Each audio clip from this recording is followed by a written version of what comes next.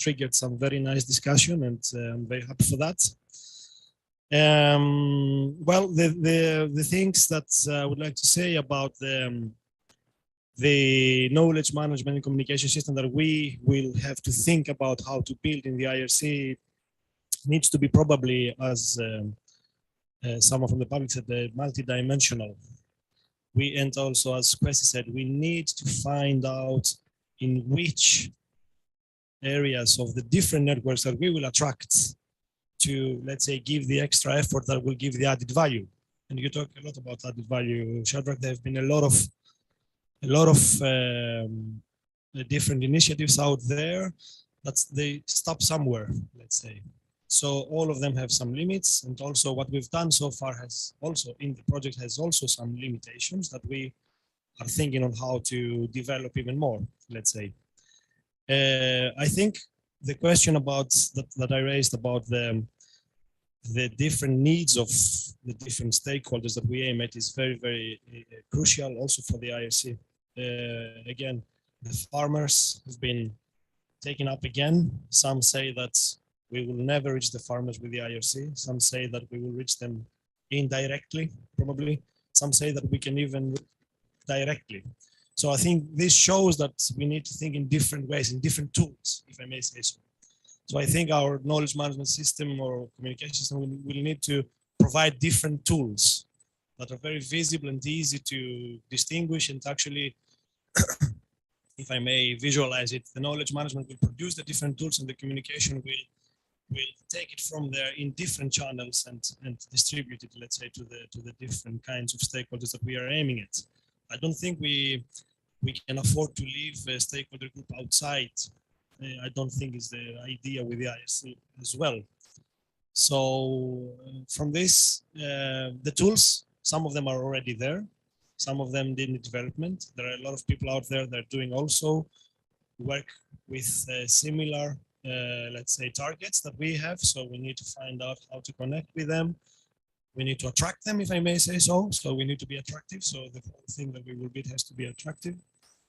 So, Shadrach, I don't know if I answered your question about how deep you can go, let's say, down in order to produce information. There was a comment about to harvest information. I think this is what we're trying to do, actually harvesting the appropriate information for the different groups, but it's not going to be, let's say, one solution. I think there has to be different kinds of tools, as I said, or solutions in order to succeed in that. And maybe we fail. I don't think it can happen in 1 year. I mean, this has to be like a long process. So this is how I see things. And again, there have been quite many comments that we will take into account. I can see the up question coming up. Yeah, how to visualize this. Again, it has to be simple. And what simplicity means for different groups is different as well. I mean, and what to fill it up with, let's say. There are plenty of apps out there already.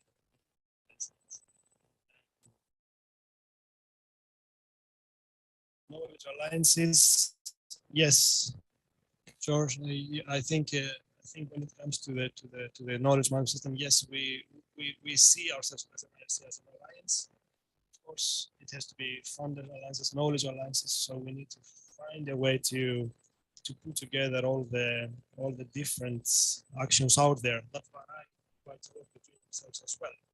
So we're going to be the glue of these different initiatives. I think I'm going to stop here, and I hope I answered some of your questions, Shadrach. Thanks, Yanis. It's been a very robust discussion in this particular area, and I think we can agree that when it comes to aspects around knowledge management systems and communication, there'll always be a lot of different ways in which people will express themselves, including how we aim to achieve this. The key is that how would the knowledge management system, as being integral to the IRC, becomes one of the tools that actually enables the IRC to have the impact that it needs to have as a partnership. You wanted to say something, ma'am? I wanted to close, but we'll give you one last. Very short one. I was thinking, sorry, I missed part of the presentation because we had this other meeting as well.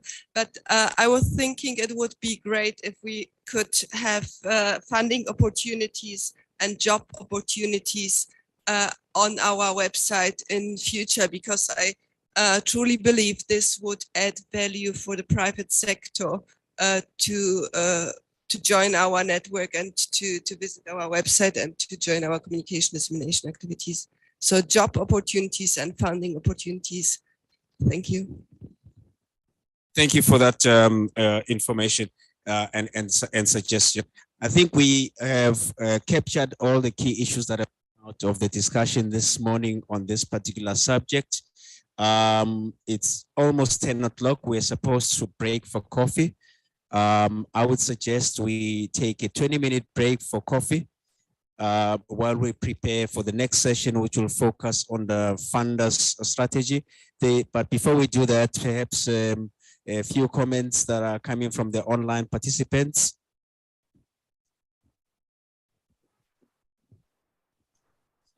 There's someone online who would like to make a comment.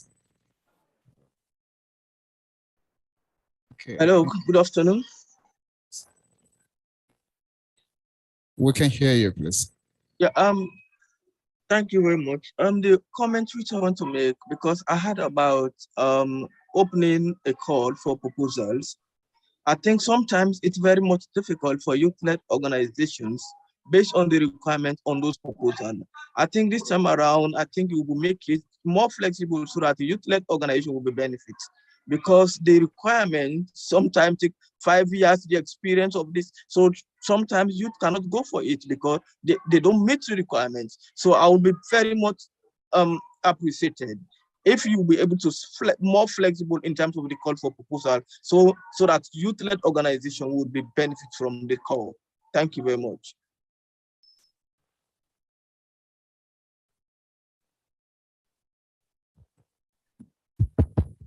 Thank you.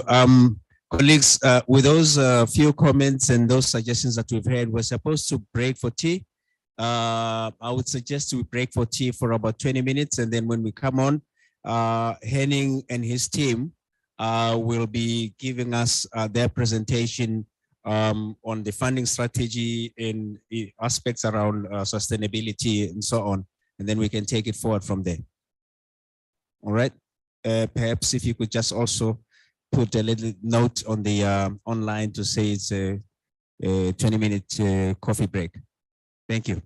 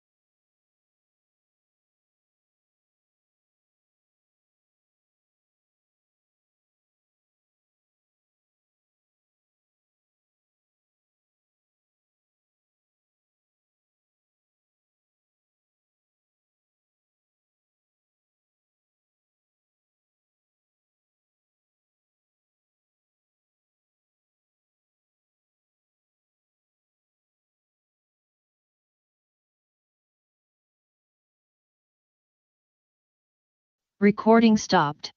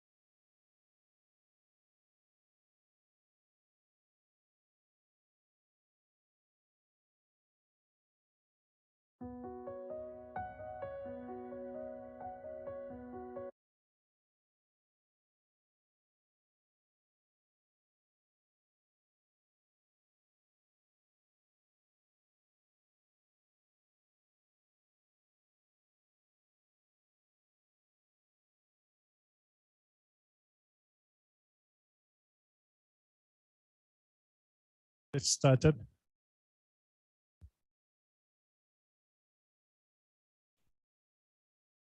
If somebody can help guide those outside the room to be able to come in.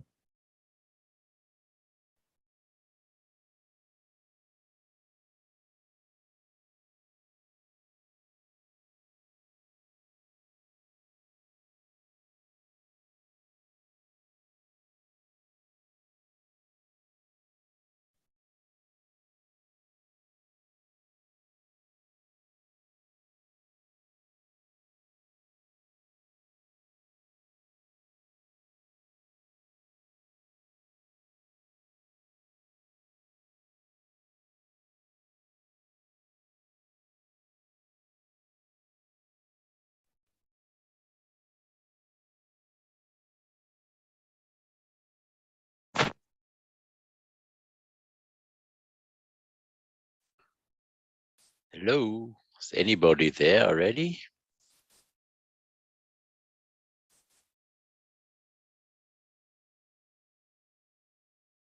Yes, we are getting started in 2 minutes, please. Okay. Please take your seats. Take your seats so we get started. We still have a lot of work ahead of us. And talking about work ahead of us, let's remind ourselves what this afternoon is supposed to be.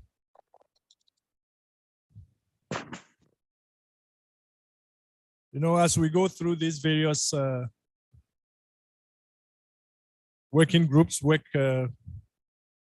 package discussions, we need to remind ourselves all the time that there are people who are actively revising the various documents. The working group leaders and co-leaders are taking into consideration all the points that we have been making in revising the draft documents which they have submitted. And at lunchtime, after lunch this afternoon, actually those work package leaders would be revising even during lunchtime between 1 and 2. They will still have the opportunity to do further revision of their respective documents.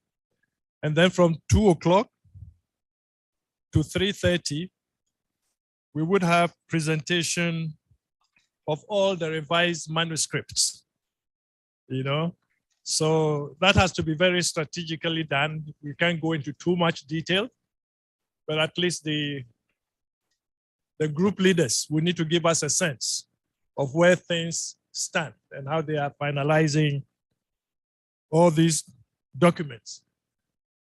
And it is very important that as they go through the presentations, you also determine which of the groups you are most interested in, because we are going to have a final attempt to break into subgroups according to the different technical groups, technical themes that we have been addressing. so that we will have a one-on-one engagement with each of the working groups to be sure that we can make our final contribution into the work that they have done. That will be really getting close to finalizing the current phase of the document. So it's very important that we determine which of the 6 groups we will be joining for that activity. For now, we move on into Agriculture is the foundation of civilization and economic stability. If it goes wrong, nothing else will have a chance to go right. Improving agriculture, the backbone of the African economy, can drive massive poverty reduction and improve lives across the. That's the next session we are going to get into. Agriculture is the foundation of civilization and economic stability. If it goes wrong, nothing else will have a chance to go right. Improving agriculture, the backbone of the African economy, can drive massive poverty reduction and improve lives across the continent. Recording in progress.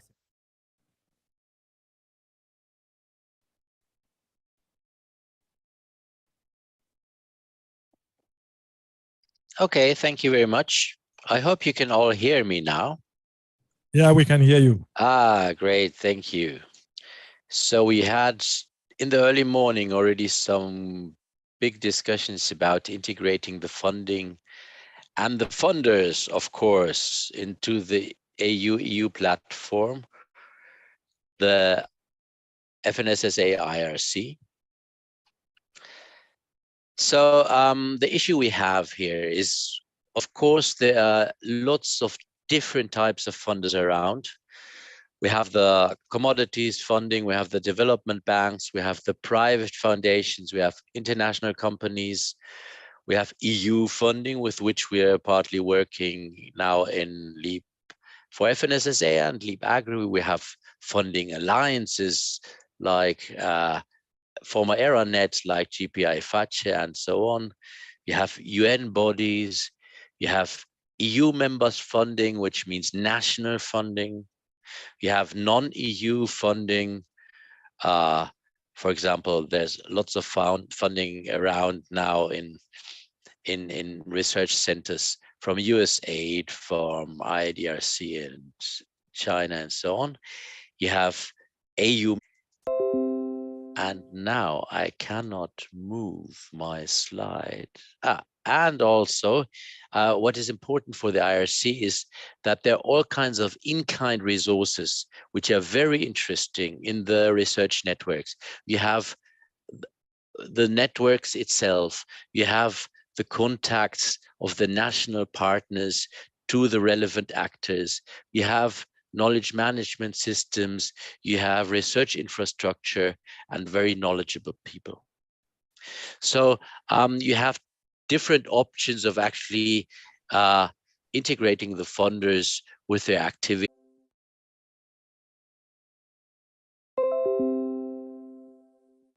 Recording in progress. When funding research is always to trigger change, and there lies the problem, because the funders have to reach out for the actors where the change actually is affected.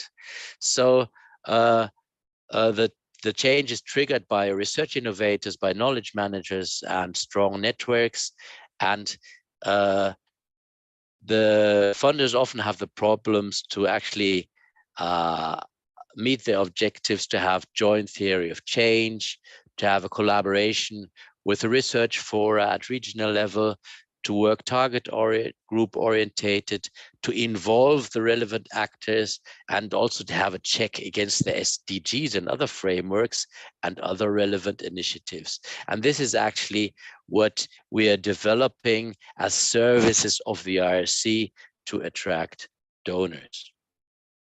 So the funder, on one side, controls organizational structures through the definition of topics and the rules for eligibility to use the funds. And the IRC proposes to provide services to jointly monitor all these aspects and to provide a high diversity of perspectives on activities such as knowledge management, M&E, Q&A services, and scaling up schemes as well as conflict management. So the IRC tries to provide incentives for funders by facilitating the design of new funding instruments, by ensuring equity among members, including funders, and to facilitate and capture R&I priorities. Also, the IRC wants to provide a toolbox. You just saw one of the toolboxes, the knowledge management toolbox, which is then there are plans to extend that. And but you also have other tools like facilitation of centralized calls or simple research alliances. And the idea is to have a short-term sustainability by using the LEAP4FNSSA tools, the projects we're coming from now, and to reach out to the member states and to set up a consortium. And then the plan is to build a long-term sustainability which will be assured by European and African institutions, including member states, to continue being members of the IRC. And we have to discuss about balancing costs and benefits and maybe have a member fee or an integration of other cost items. So the other issue I showed to you is that it is very important for donors to link up with other AU and EU strategies, with the HLPD priorities and the funding instruments. So it is very important to have services in the network and strategies, to have an FNSSA alignment with the European Green Deal and the Farm to Fork strategy, with the Agenda 2063, with STISA, with CADEP, and to have an engagement with the CCSE LEAP project and other similar innovation agendas. The IRC is likely to be the implementer of FNSSA aspects of the innovation agenda in future. And within the FNSSA roadmap, which actually gives a frame at a topical and structural level for FNSSA research, the IRC is likely to trigger the review of update of the FNSSA roadmap with the mechanisms shown, with joint agenda setting and so on. And the IRC is to be considered as a possible special window within the Horizon Europe programming, but this is not solved yet. And of course, there's the objective of informing and, let's say, influencing member states to allocate national budgets to research and innovation activities in the IRC network. So this is more or less the frame we discussed. I thank you very much. And I hand over to the moderators to maybe allow for questions or open the discussion. Thank you very much. Thank you very much, Henning. This is a very important component of what the IRC does. And I think after all the detail is put together, the basic question really is having a clear understanding of how we are going to generate the funding for the work to be done. You know, exactly. Do what and how are we going to do it? So for people from different institutions and different organizations who are keen to be part of this process, they really want to go home with a clear identification of where they can engage when it comes to developing these proposals. So Henning has given us the broad framework, and now we're going to call for the discussant, Hamidou Tambura, who comes to us as the General Director of FundRaid. Probably when he comes, he can give us a sense of what FundRaid is. So please come and share your thoughts with us. Hamidou.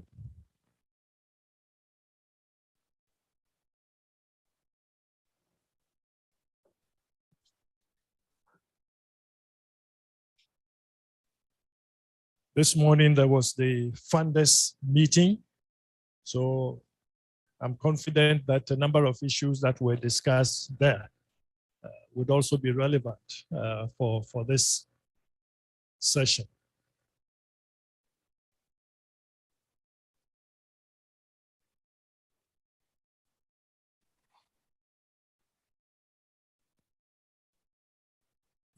I'm looking to my colleague Prudence, who will be able to capture major things, as my English is not very good. Apologize for that. And just to tell that I am not the Director General of fundraising. The Director General is Dr. Zongo. He's in here. I was the former one. That's it. Yeah, thank you. Thanks, Hamadou. So this presentation was also made this morning at the funders meeting, and it stimulated discussions at the meeting. Although we had a limited number of funders that participated, there were interesting issues that came out, and some form of, I'll say, consensus amongst the funders that participated. I'll just mention 3 broad issues that I was able to capture, and I'll look at other colleagues that participated to add. So first of all, there was a general agreement that a funders alliance is actually very important for the IRC, and everybody agreed that there should actually be such alliance within the IRC. The main issues that were discussed with that was the issue of the multiplicity of funders that would form this funders alliance. That you have, for example, national funders that use public funds to support R&D. You have private companies, you have international organizations, philanthropic organizations that provide ODA also for research. So although this seems a little bit complex, it was also viewed as positive, that it is not necessarily a negative thing to have this complexity and multiplicity of funders coming together. For example, the funders can play a complementary role, you know, to each other. And an example was given with the funding by national funding agencies, that in most cases you find that the national funders are only able to support basic research, and if you've got other funders like from the private or so forth, they're able to come in and complement the support for the research that has been funded by national funders, as an example. So the multiplicity of funders within the network was actually supported and seen as positive. And then there was also an issue about ensuring that as an alliance that we lower the cost of membership, but ensure that the benefits, you know, are quite high. So how do we ensure that the benefits that can be accrued can outweigh the actual cost that is put in for membership?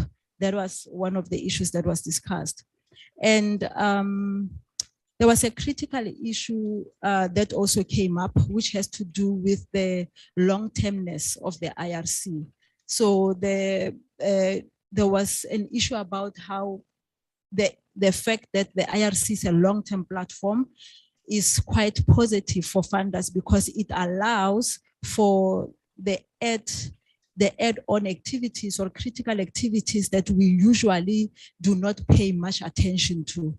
For example, there are activities that should happen prior to the funding of R&D, things like situational analysis, things like roadmaps and so forth. And those things need time.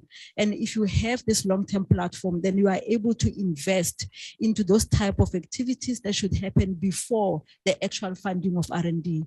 There are also activities that should happen post the funding of research. And those activities require a long-term platform to be able to do justice to them. Things like capacity building or training, looking at issues of systems analysis, looking at issues of EDI, for example, or societal impact, you know, of research. Those kind of issues need to be built in, but it takes time.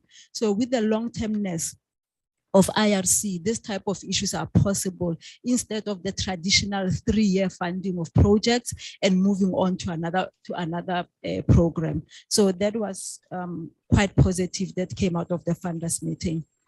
And then, yeah, do you want to add 1 or 2? Thanks, Prudence. Just with regards to the issue of the multiplicity of funders, if you're thinking of the private sector as potential funders, and if you are seeing farmers, this community now today, as agri-food business actors, and if you really are looking for further active engagement of these actors in the private sector, because private funding indeed was also cited as important to consider, you might want to consider the name of this infrastructure. The International Research Consortium should at least bear the word innovation. International Research and Innovation Consortium. It wouldn't hurt to change it, because usually I cited an example earlier this morning of the ERICs, which are EU funded infrastructure. It takes at least 3, 4, or 5 years for countries to come together to negotiate towards the platform, and they're supported by the EU. But by the time they're the platform, they have the ownership of this infrastructure. It's the countries. And your experience might have been a difficult one, because you're considering two regions that are very different, the Africa and Europe. It's possible if time is taken for that. This was a point that was also raised with regards to national funding by an actor, a speaker in French, and he was calling us to this subsidiary principle with a comment that was made yesterday, that if you have your national member states present actively, this is how you assure the democratic component, because you assure that you continue to own with regards to the actors and the responsibility that governments have towards their nationals.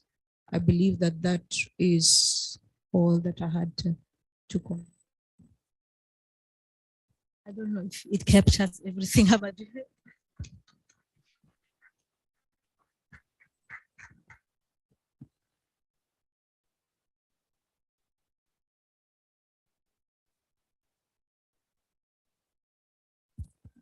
Yeah, I thought the presentation we had from Henning was the combined presentation with Jacob, but I think Jacob also has his presentation. Exactly. That's right. Yeah, because I saw a sign of it on the board, and that alerted me to that. So please keep your questions and your comments from what we have had, and we're going to give opportunity to Jacob to share, and he's talking to us on the sustainability dimension. Jacob, please take over from here.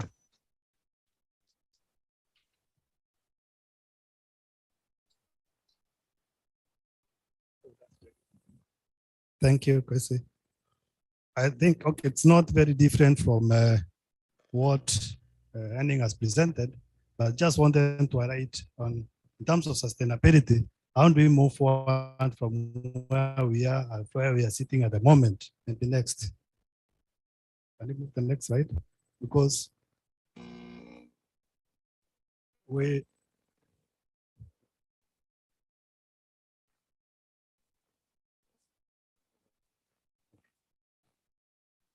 are looking at sustainability in two areas, the short term, in the immediate, as we come to the end of the LEAP4FNSSA, and also after the kickoff of the IRC. And in the short-term period, we are looking at how do we bridge this gap and move on in terms of what we are doing at the moment. There are some things that need, this is not working.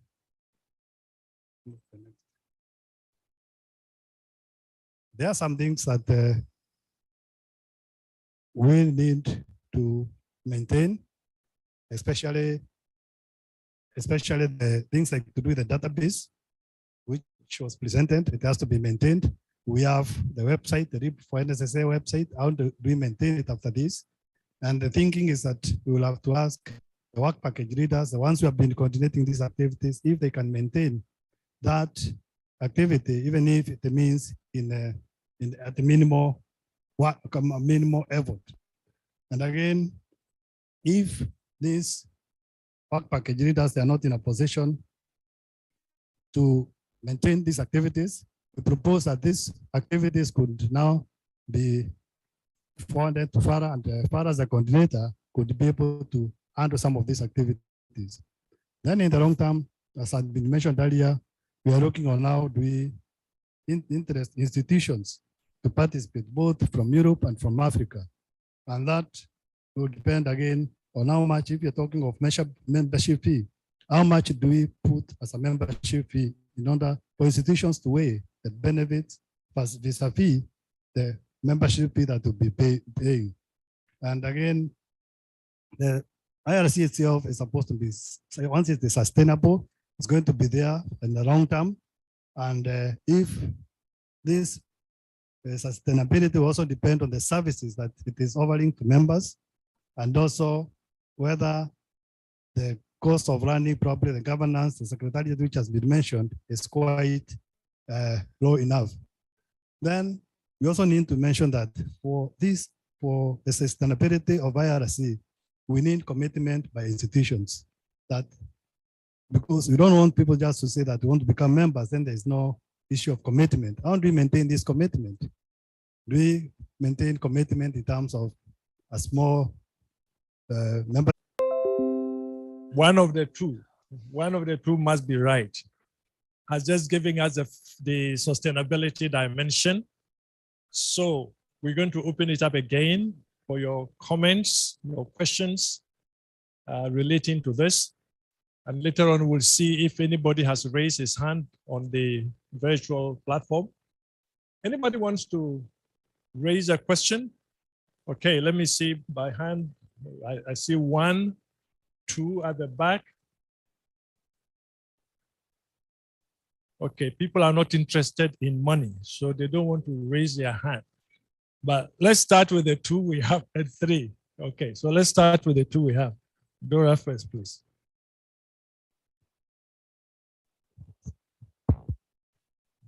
I would like to build on Henning's presentation and the first part, which is the transitional period.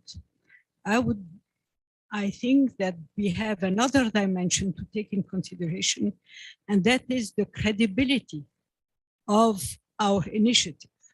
We have, over the past 4 years, each of us in his own group, being in contact with a lot of entities at government level, at official level, at private sector level, at farmers level as well. I mean, all different types of multi-stakeholders, and in our own region as well as with European equivalent counterparts. And therefore, those direct contacts which have been initiated beyond the database, beyond the website, if we do not agree together on the importance of continuing maintaining those contacts, when we will come back to them, because they are the key persons, we've done some good work over those 4 years. When we will come back to them after 1 year, where is our credibility? It will have disappeared. And those 4 years would go off the drain. I really think that that is a real pity. And I would suggest that if we can at least during today and tomorrow, agree on the basic principles. For example, that we can agree on the groups, because that is something concrete and practical. Each of us can continue working on building up those groups, because there is a lot of identification to be made, of approaches to be made in order to come up with a structure ready to progress. So I definitely do recommend that we agree on a scheme which would enable us to continue maintaining all the contacts and the goodwill we have generated over the period. Thank you. Thank you very much, Dora. I think that's in line with what we've just heard on the sustainability element, because there's always a credibility dimension to sustainability. You know, we want to make sure whatever we are carrying forward, we are not just carrying it forward because we have it. Some of the things we have probably have to be put in an envelope. there may be some key things that we analyze and we say, this is really crucial. We need to make sure we don't lose it. And who is going to take responsibility for ensuring, especially during this critical period of transition. So that's a very important point. We don't lose credibility. Okay, the second hand is up there. Yes, please. Yes. Hello, thank you very much. Must say I haven't been present for all of the discussions in the past months, so I apologize if I'm bringing up a point that perhaps has been discussed before. I'm really grateful for the presentations that were just given. And one of the questions that I have that remains open for me is which private sector companies might raise and stir the pot if they say, we would like to fund the IRC, because we all know that there are certain multinational corporations, and we can all think of a controversial one in our heads, that would threaten to break up the IRC based on different views of the IRC members, because some are going to say, we gladly work with Coca-Cola company X, and others will say no. And so I think this is something really important to discuss. Maybe it's already been discussed, but I think that's something that we need to get very clear so that we have a solid footing also for this funding strategy. Thank you. I think that also relates to how do we enhance visibility of the IRC and what it is delivering. You know, especially if we are going to deal with private sector. Private sector wants to align itself to something because there is something in there for them. If nothing at all, we also help to advertise their name. So when they see that this IRC is really visible in terms of bringing out key issues that both Europe and Africa subscribe to, and it's there, it becomes much easier to attract, you know, the private sector element that we're talking about. But thanks for that point. The third hand was here, and then I saw a fourth hand. Yes, please go ahead. Okay. It may link to her question to or suggestion, but I was looking at the linkages as was discussed in the earlier meeting we had this morning. And the question is if the IRC will be linking various founders, then from what we heard in the morning, some founders has their own limitation. So the question is, are we the right funders to certain proposals? In case one proposal is not good for one founder, is the RRC going to put a linkage? It can link that particular proposal to another founder to contribute or something.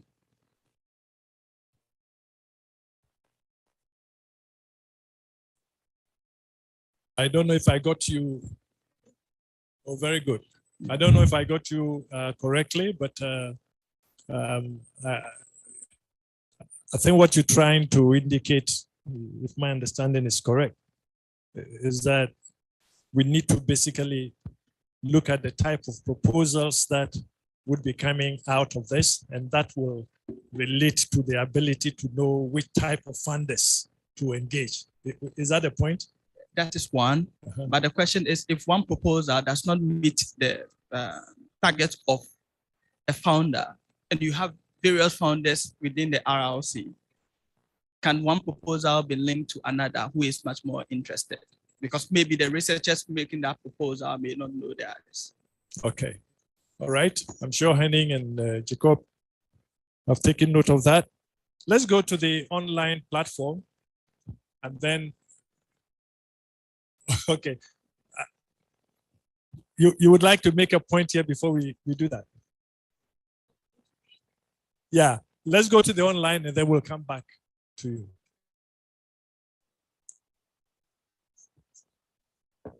So with the online, we see Isabel. Okay, Isabel, please. Okay, thanks for giving to me the floor.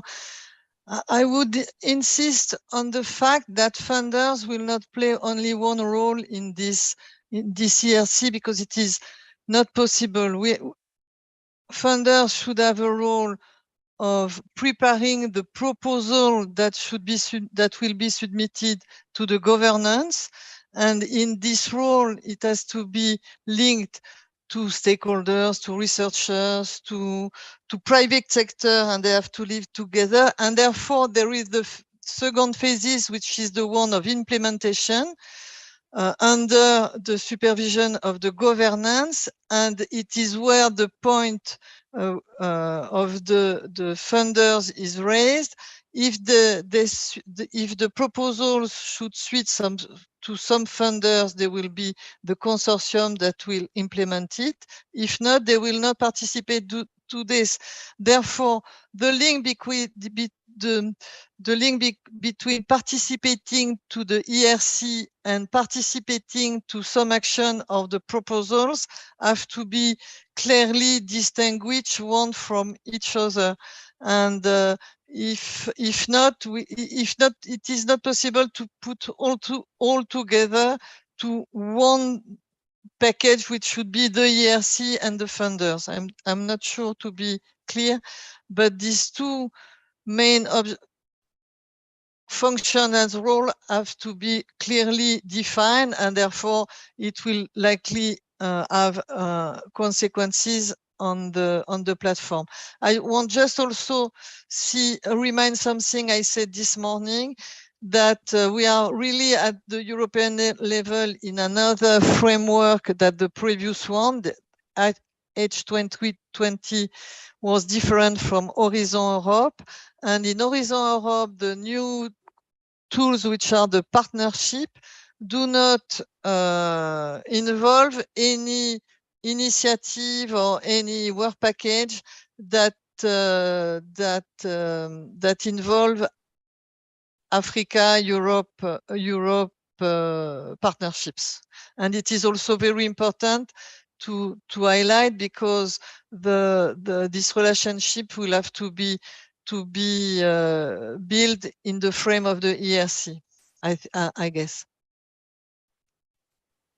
Thank you very much, Isabel. So that's a point that, we need to be conscious of the interest of the funders, and some of the proposals would definitely originate from the funders based on their own funding strategies. And I think the IRC would be tapping into that and bringing that to the platform, so that we'll see which of these we can contest in. So I think that's a very good point that we need to take into consideration. Let's take Anna. Anna, can you take the floor?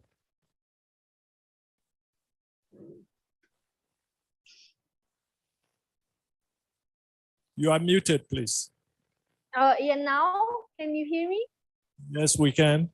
Okay, thank you. So my name is Ana Mendes. I'm from Portugal, University of Évora. The contact for this network was given to me by the Portuguese National Science Foundation, by Maria João. So she involved me in the process.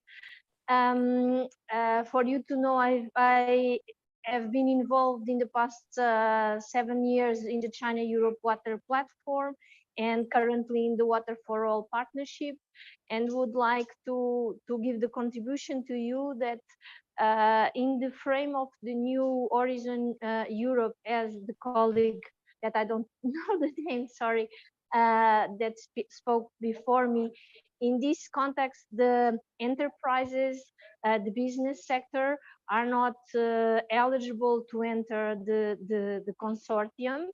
Nevertheless, I can give you the example of the Water for All. There's activities, there's a work package, I would say, that is devoted to the funders, and only the funding agencies can be involved, and then you have all the other actors, NGOs and research and performing organizations such as universities and so on, and these take part in the additional activities. And in one of the work packages of these additional activities, there's a work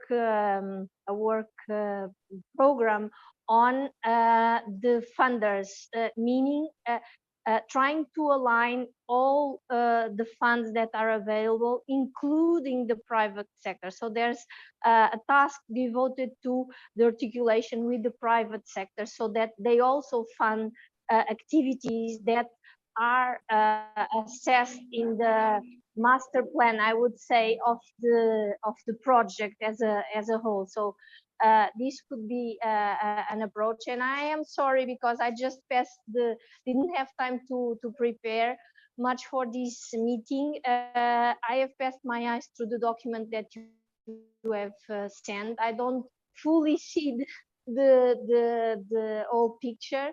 Would like if I could contribute to check which work package we could contribute to, and to at least to share our knowledge. So this is my contribution. Thank you. Thank you very much. Thank you very much, Anna. So that's another point emphasizing the importance of some donor intelligence, funder intelligence. There are all kinds of opportunities out there, but IRC must have a plan and a strategy to be able to identify particular avenues of funding that will be of relevance to the work that we do. So that's a very critical area that has to be built into our funding strategy. We still have two people with their hands up.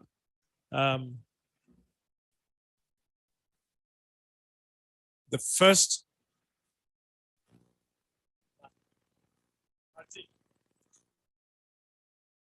Martin, please go ahead. Yeah, good morning, everybody. My name is Martin from Benin Republic. I'm the head of the School of Horticulture and Management of Green Space. And I also part of the School of Doctorate. And we are in training, of course, as a public university. I have been following up most of the presentation in the past, but and today I really appreciate this presentation, but I'm still a little bit confused. I'm sure I missed some part of the whole talk since it has started. I don't really see how it will be from here, for instance. What will be the next step of work where we can see really all the institutions who are into this launching matter? Because I think that the formal presenter, I think it's somebody talked before, the person before, the one who preceded me just now. And I think what he considered, he was saying, enter in my view.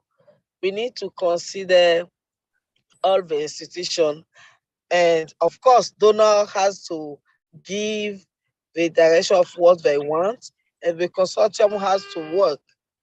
So I will appreciate if I can understand a little bit where we are going to after this launching. In practical. Thank you. Thank you very much. Thank you very much. So what is the next move? And I'm sure there will be sessions that will be looking at that. But that's a very good point, and that's been taken. We have one final hand up, and that's Sheku. Yeah, that's my name. Thank you very much for giving me the opportunity. Just a short question I want to ask. In the future, how the proposal would be looking like? Are we going to tender the proposal directly to the donors, or we are going to tender the proposal to ICS? This is all my question. Thank you very much. Thank you. How will the proposal development process look like?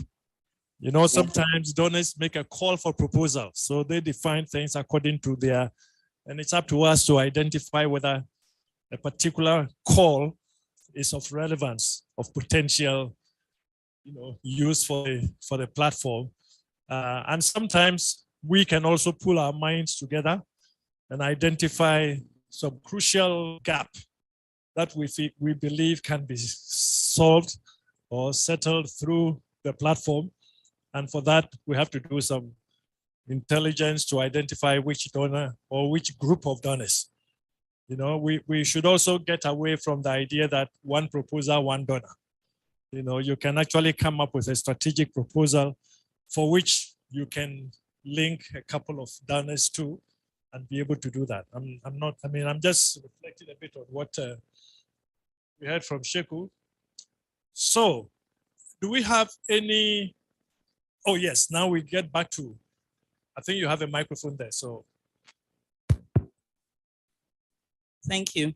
Good morning, my name is Bongiwe Njobe. I think I said yesterday, I've just retired from running a couple of foundations.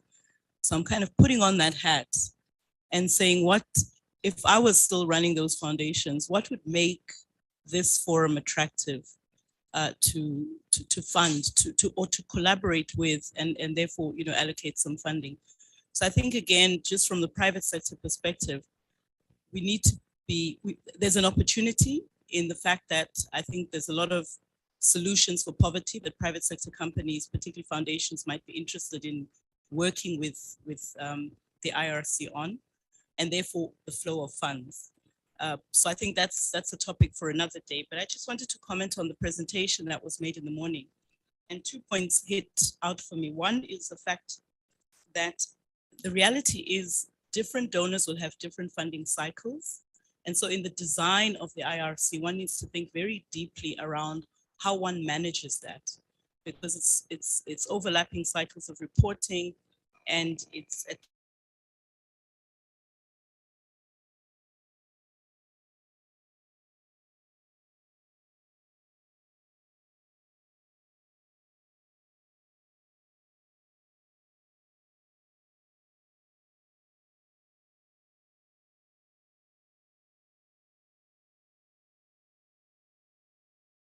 the seed funding for setup costs. An interesting comment an interesting thought is the fact that because we're talking multilingualism and matters of inclusion, those are kind of soft costs that also need to be built into I'm calling them inclusive enablers. How do those get funded? Because they're generic capabilities that we'll need in order to ultimately broaden impact. And then the capacity to report at different levels, I think, is important. And maybe if there's ways of simplifying the financial reporting so that the flow of funds is easier. And then, of course, just prioritizing. I think the comment was made earlier, to prioritize and have a phased approach to the fundraising, to targeting fundraisers, or funders for fundraising. Okay, didn't have enough coffee this morning. Thank you. Thank you very much. Thinking from the private sector perspective, that we need to take into account the different funding cycles and how we will manage it within the IRC. Also a suggestion that we should be able to set funding targets that we want to utilize, and whether we can have a plan where we do have some base funding. And I would think that base funding support will probably come from the EU and AU once we seek these new additional levels of funding.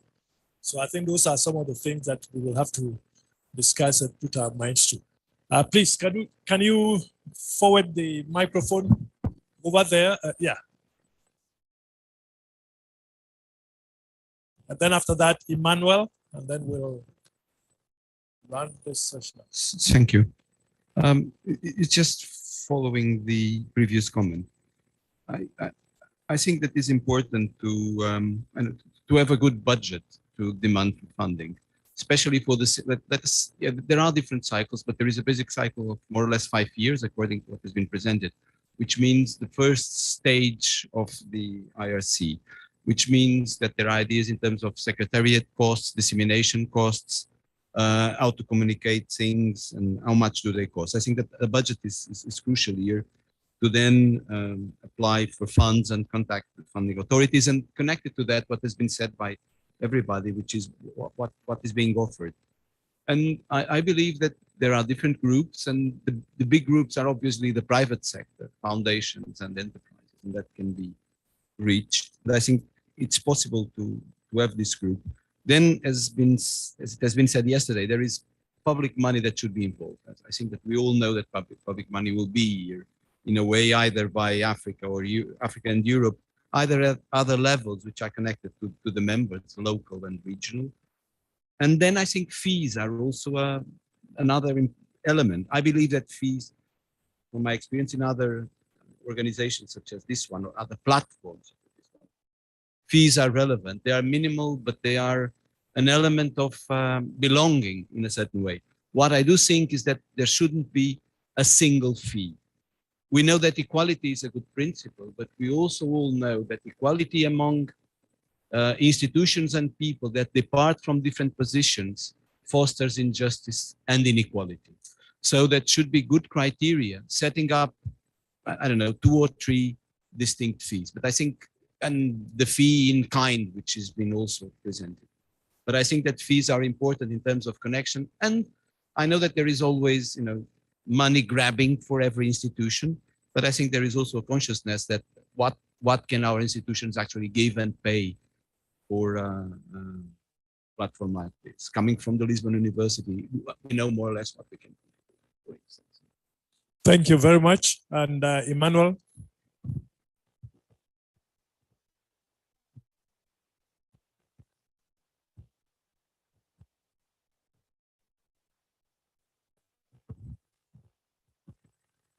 Thank you.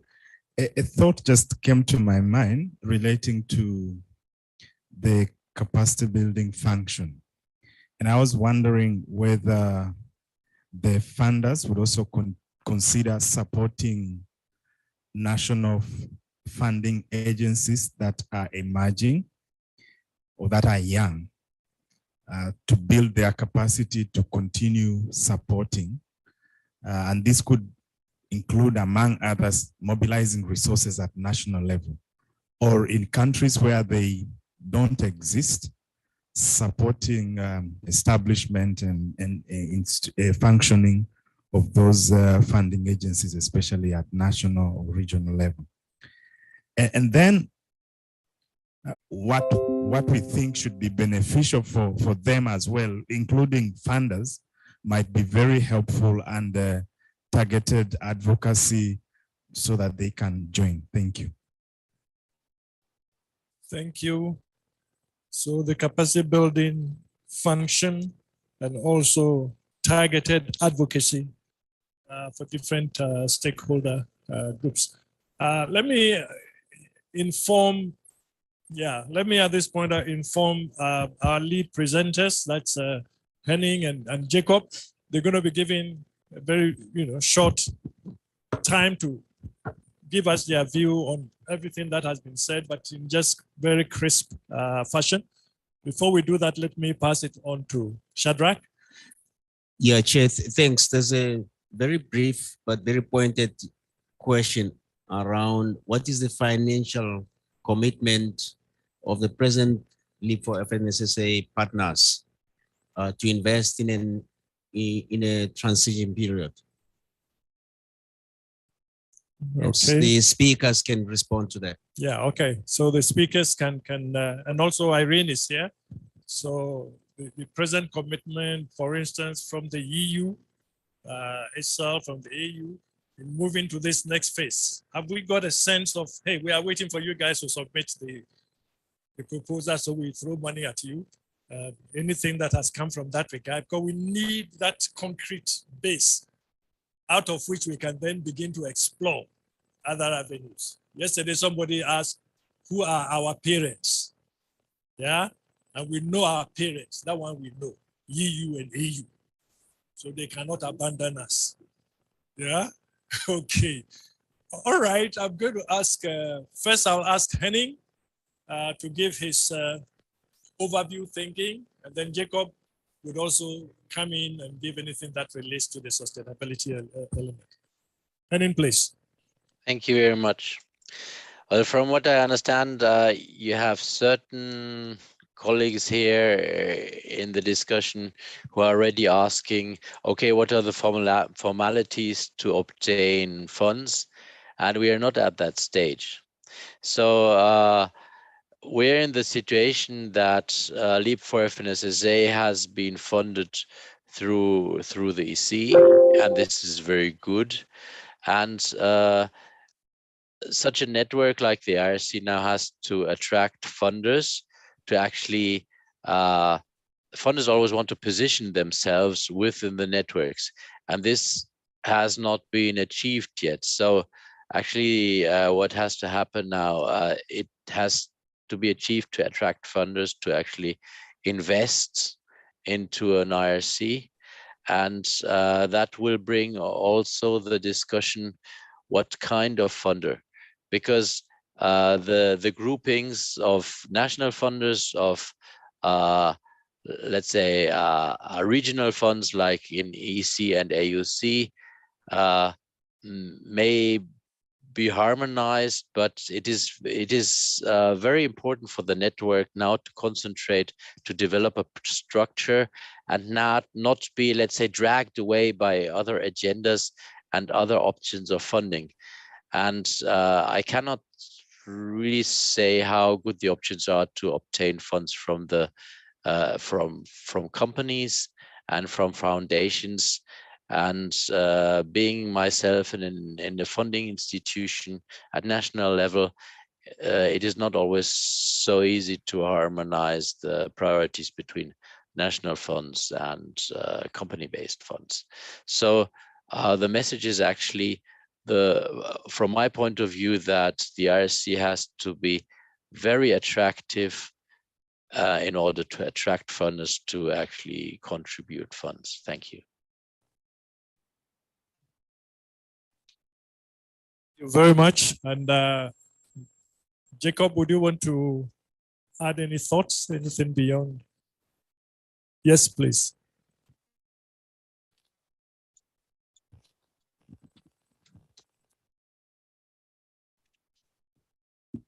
Just to comment on this one issue that was raised, in issue of probably a funder participating in a call and then they feel that's not their priority.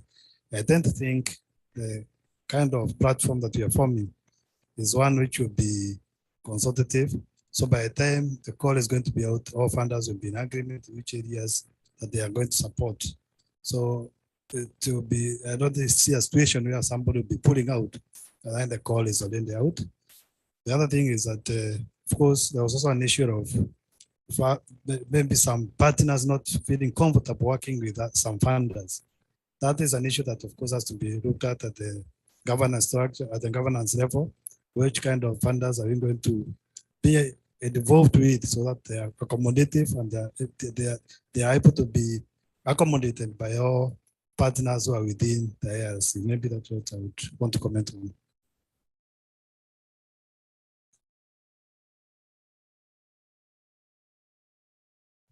Thank you very much.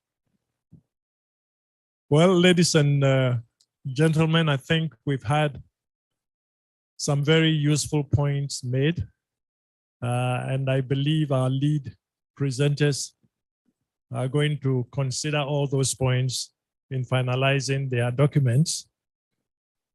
But as we indicated this morning, there was a meeting of the funders team. And I'm wondering if anybody from that team would want to tell us a little bit whether the kind of things we've been talking about here relates with what was discussed in that group.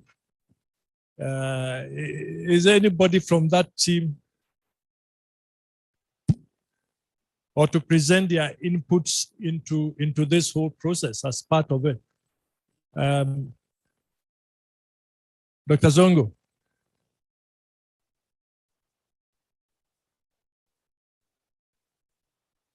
Is that the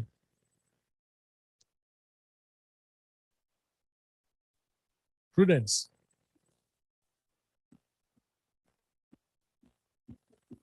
Some of the issues that we mentioned earlier are the issues that were covered, and some of these things that are discussed now, are the issues that were covered at the funders meeting. Okay, so basically those issues were covered in that earlier presentation. All right. Oh, I see. And I was also informed that Magdalena had her hand up. Was that a... Magdalena, would you want to briefly give your thought?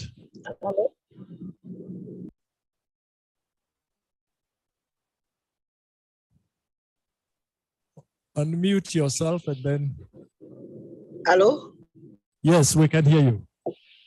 Okay, I just have a question. I believe we still have access to all this communication.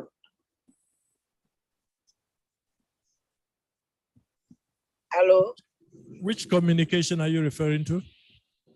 All the one coming, all the talk. Is it possible to come back to that? Yeah, I believe before we close, we will give an indication of how some of these or the key presentations will be posted on the website. But we'll come to those. I'm sure they will be available if you want to go into detail in any of them. That will be fine. Thank you. Okay, thank you. And then we have a final hand up.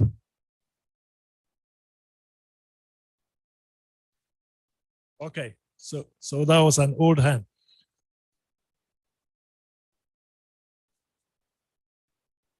Ladies and gentlemen, we have one group that we haven't touched on yet, and that will be the group on impact pathway. I believe the lead presenters are here for the impact pathway. But before we get in there, let me make a few announcements. We had talked about a field visit, which was optional, but the departure time is 12. And the meeting venue is at the reception, the main hotel reception, except they didn't tell us.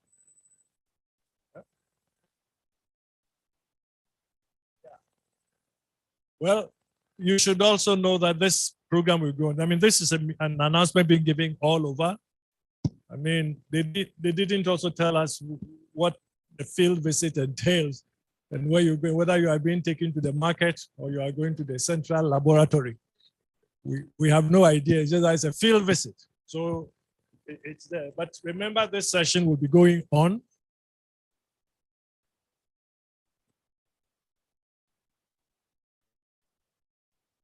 Agro-processing factory that makes juices.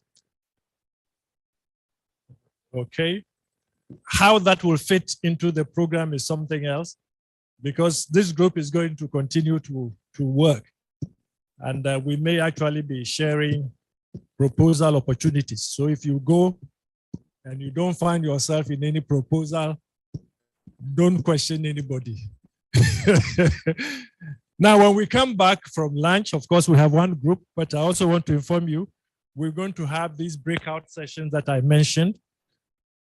Breakout session one, group one will be in this hall, the Botsio Hall. Breakout group two will be in the Britannia. Group three will be in the Abam Lounge. Group four will be in the Penthouse. Group five will be in the Afram Hall. And group six will be in the Volta Hall. Once again, let me remind you, these groups are going to be focusing on the revised positions of each of the working group presentations that we have been having. And shortly, when we come back from lunch, the leaders of the teams will be pitching themselves. I think depending on the success they do, you will find people queuing to come to their groups. So that's going to be quite interesting. At this point, we want to go straight into the final group, That is the impact pathway. And for that, we'll call Tim Fry and Stefan to be able to address that. Is it Tim who is starting and you? Tim, okay. So Tim. Thank you. Obviously, I'll quickly share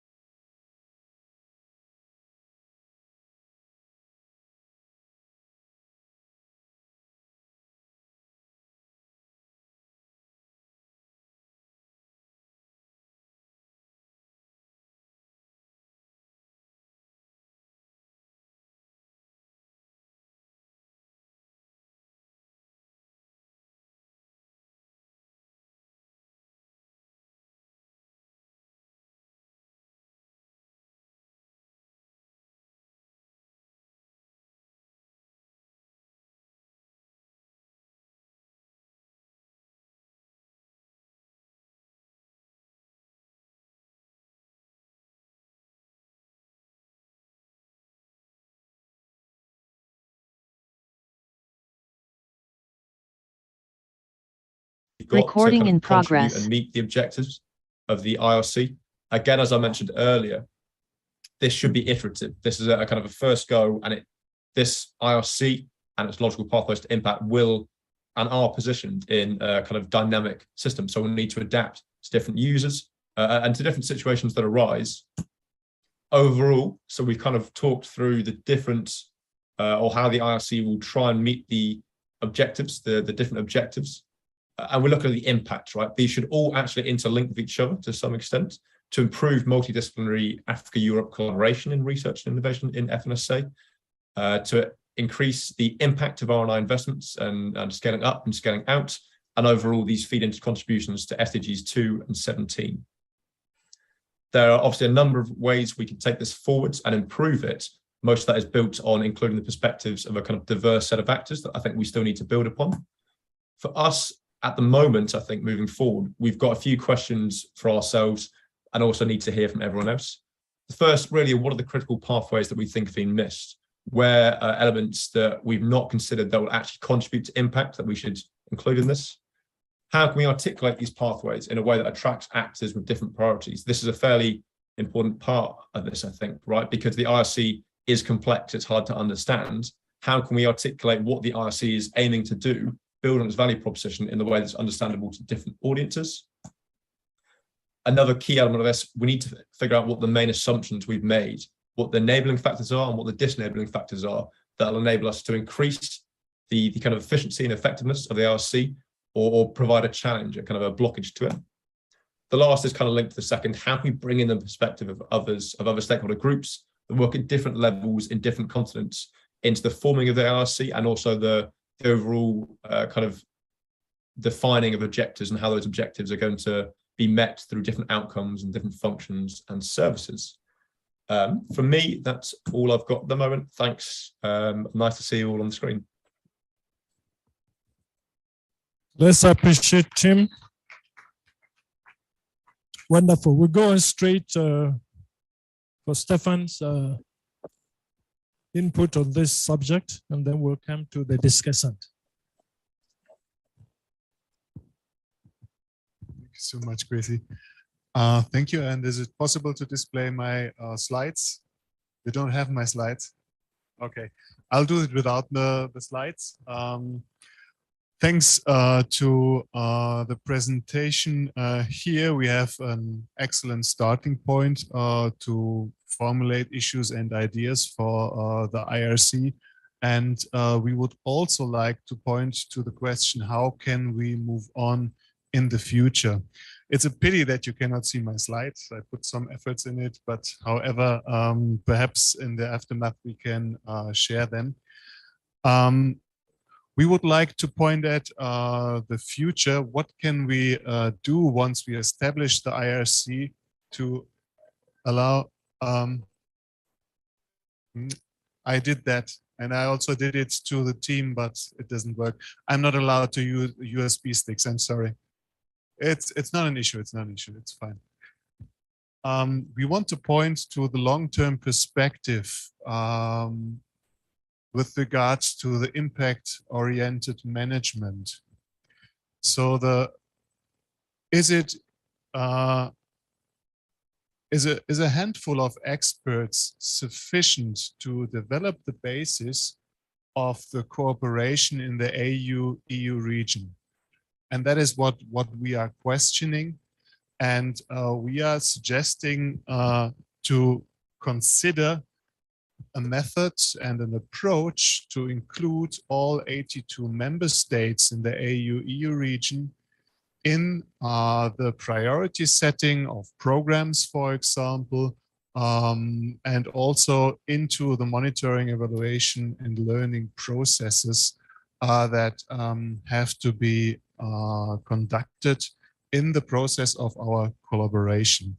So we want to point at we are 82 member states, and participation is key, and that is what we have to address with a certain method to be applied to define impact pathways. And we are suggesting to use a method which is called theories of change and impact pathway, which has been developed by NWO in the Netherlands, and we use it in the LEAP Agri, Iranet co-fund, but also other institutions like DFID, the United Nations. They are using this method, and it is very simple.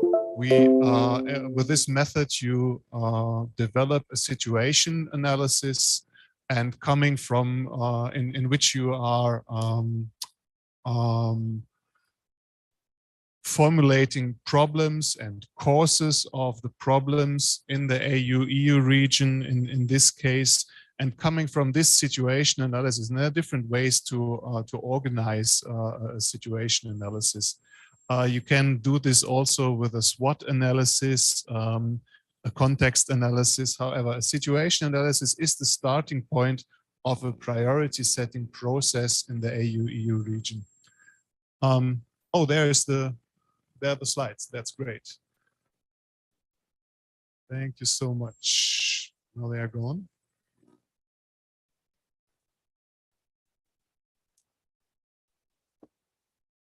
Sorry, colleagues. Let's have a few seconds and then the slides are there. Exactly, that's the slide now where I am at.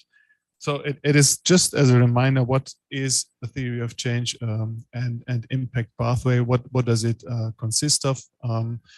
We come from a situation analysis and we develop from there goals and agendas for research and innovation and capacity building.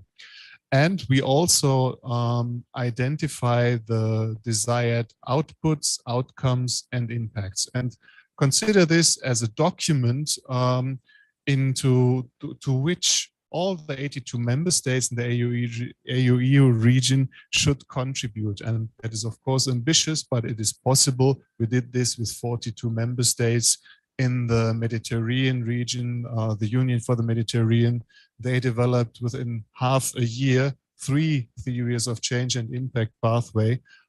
So this is all doable. It sounds ambitious, it is, but it is possible.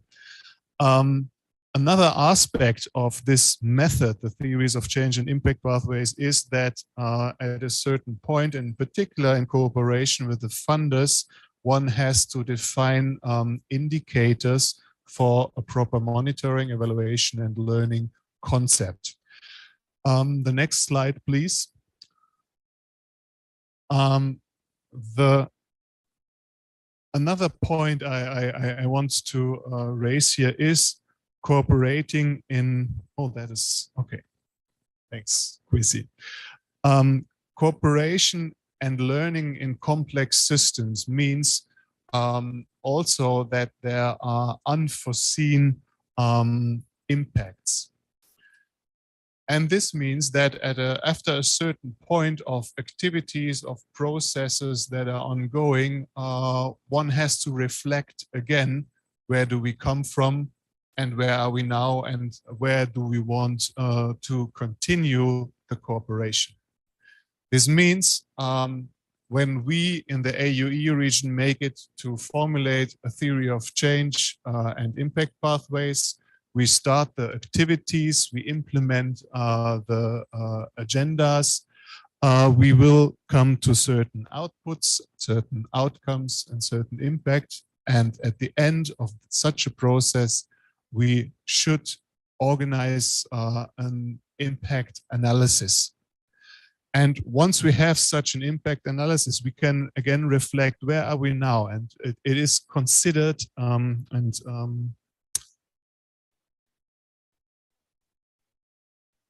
Pardon? Okay, thanks. Okay, I'm not sure whether it was me. So after a certain period of time, and what we are suggesting would be a 10 years program cycle, and you see here just as the icon of the program and innovation management cycle, these 3 cycles here, one after the other. After each cycle, starting with a TCIP, we end with an impact analysis, and we start a second cycle with an updated or an improved theory of change and impact pathway. So there is the logic behind the theory of change and impact pathway to use this as a priority setting tool, as well as a tool that feeds into a monitoring, evaluation, and learning process. Next slide. I'm not sure who is moving the slides here. Magic. So then, Tim, thank you so much for moving the slides. So participation is the key. That's the main point here. The TCIP method stands only for making an analysis that informs impact pathways, and that in a participatory way. The next slide, please, Tim. We heard already from Tim where we are at the moment. We worked on developing the formulation of the problems for the platform building process, and we also identified some main courses, and that was in fact the beginning of the development of a TCIP for the platform. The next slide, Tim, please.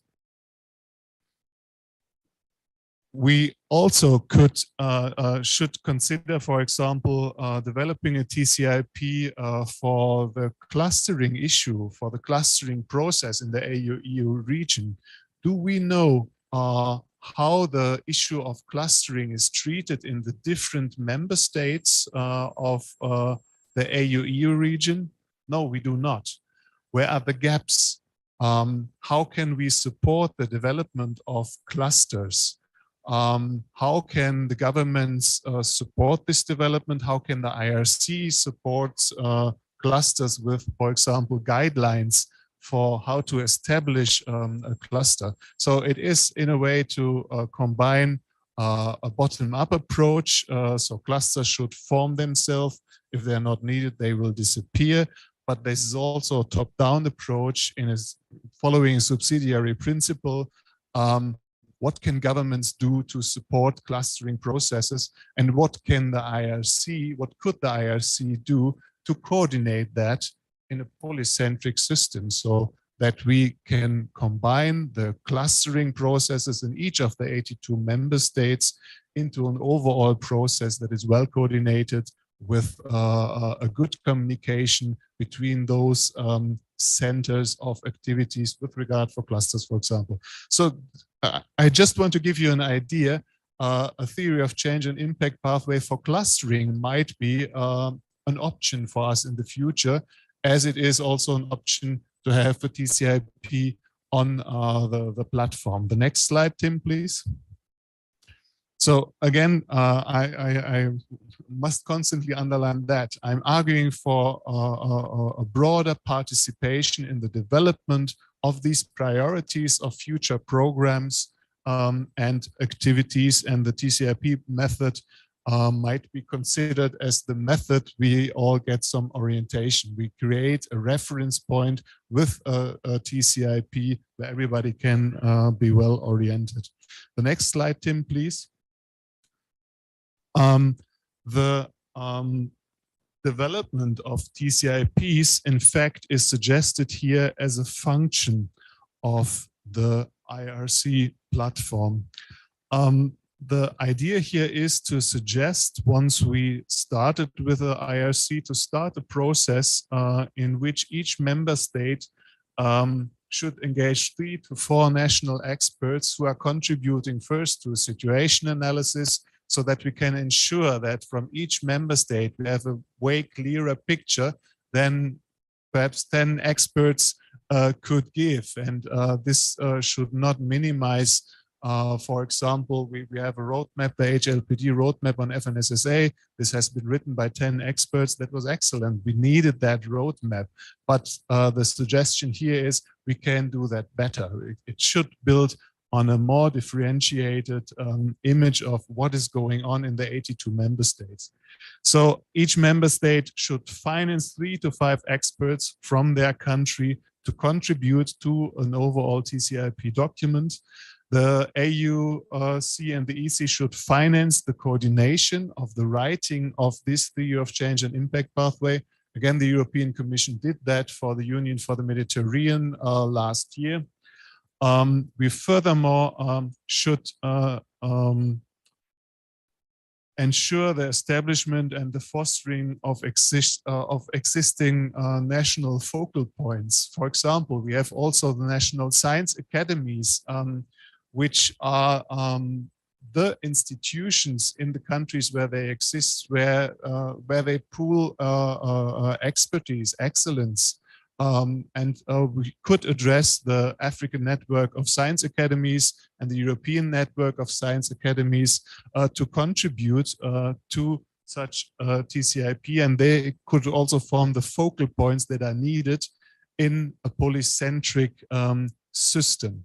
So they could function as coordination hubs in their countries, and the IRC would ensure the communication between those coordination hubs, so that it's a decentralized approach, in fact, that we are arguing for. The institutionalization of the success. Open Recording up in for progress. questions and discussions. If anybody has any questions or comments, and then we can take it forward from there. Any questions, comments? Yes. Thank you. My name is Sadito with UDS. Actually, I've been so many things to say, but I wasn't too sure. But I wanted to see the theory of change and impact pathway before I actually comment. You realize that from research innovation, and I think Irene mentioned a bit of that, to policy, practice. Now, when we're talking about the knowledge management, it looks like we just jumped from innovation and research to policy. But between that and policy, something must be done. And between policy and practice, something must be done. Who does that? And how will it be done? I'm really wondering whether that has been taken into consideration. I don't know whether I'm making myself understood. Thank you. I think the issue here is around what could be the gaps in some of the things that need to be taken care of in the system that actually need to influence or assist the theory of change and impact pathway in actually extracting all the necessary information and the data to inform the analysis, but also to inform the necessary change that actually needs to deliver on the system. So we'll get the presenters to respond to that. I don't know if there's anybody online that we know that in the chat room they didn't say much around this particular matter, but we don't see any hands. If anyone wants to have any hands up, are there other questions or comments on this particular matter? Yes, sir.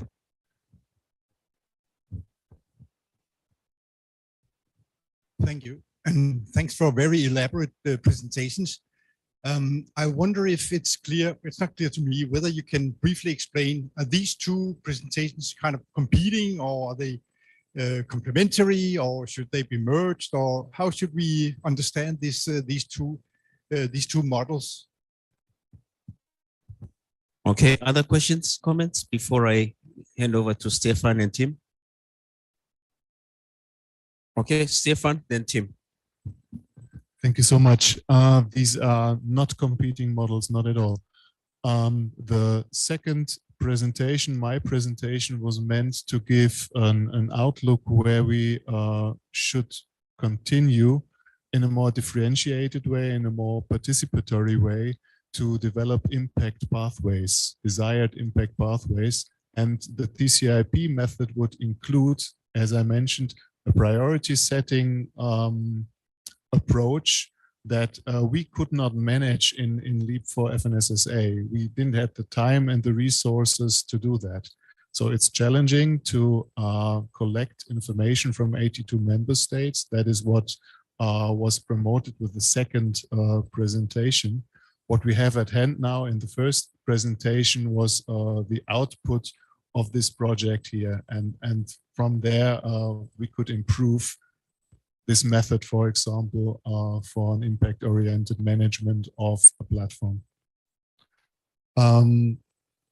With regards to your question, if I get it right, the agendas for research and innovation and capacity building that will be developed in a TCIP will inform not only the funders about where to invest the best, because they can deduce from there, for example, several programs on different geographical levels, for example. But these agendas will also inform the researchers and also the innovators where is the main focus in a certain region, for example. Does that roughly answer your question? Or perhaps you formulated again, perhaps I didn't understand it, I'm sorry. Maybe let's give space for Tim Fry to comment on the discussions that have just come through. Awesome, thanks, Shadrach. Yeah, just to mirror what Stefan's saying, I don't think they're competing, and I think they're intended for different purposes. So, from my understanding of it, the first presentation is more to allow us to see the kind of bigger picture of the IRC, to kind of hold things together in a little way, to enable us to see, the direction of travel, as well as giving us a bit of a stock take on actually where we are, where we look like we're heading, and what other considerations we need to be thinking about, what other perspectives we should actually be drawing in to kind of combat our assumptions, and also bring in, a kind of wider, diverse set of priorities into the development of the IRC. That's probably the only point I've got. Is there any questions on the chat room? Okay. Do you want to respond to the point that he just raised to find out if he was clear?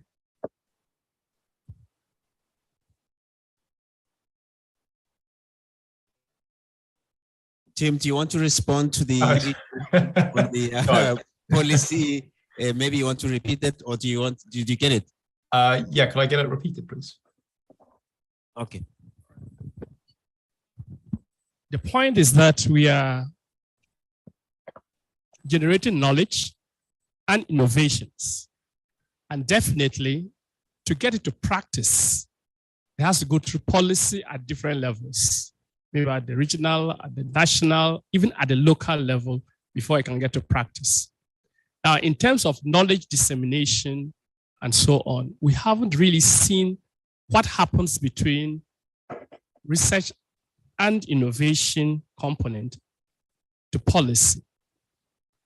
That bit of taking what is in the, what we generate in terms of papers and documents, to policy, that aspect, we haven't really seen it in the knowledge dissemination.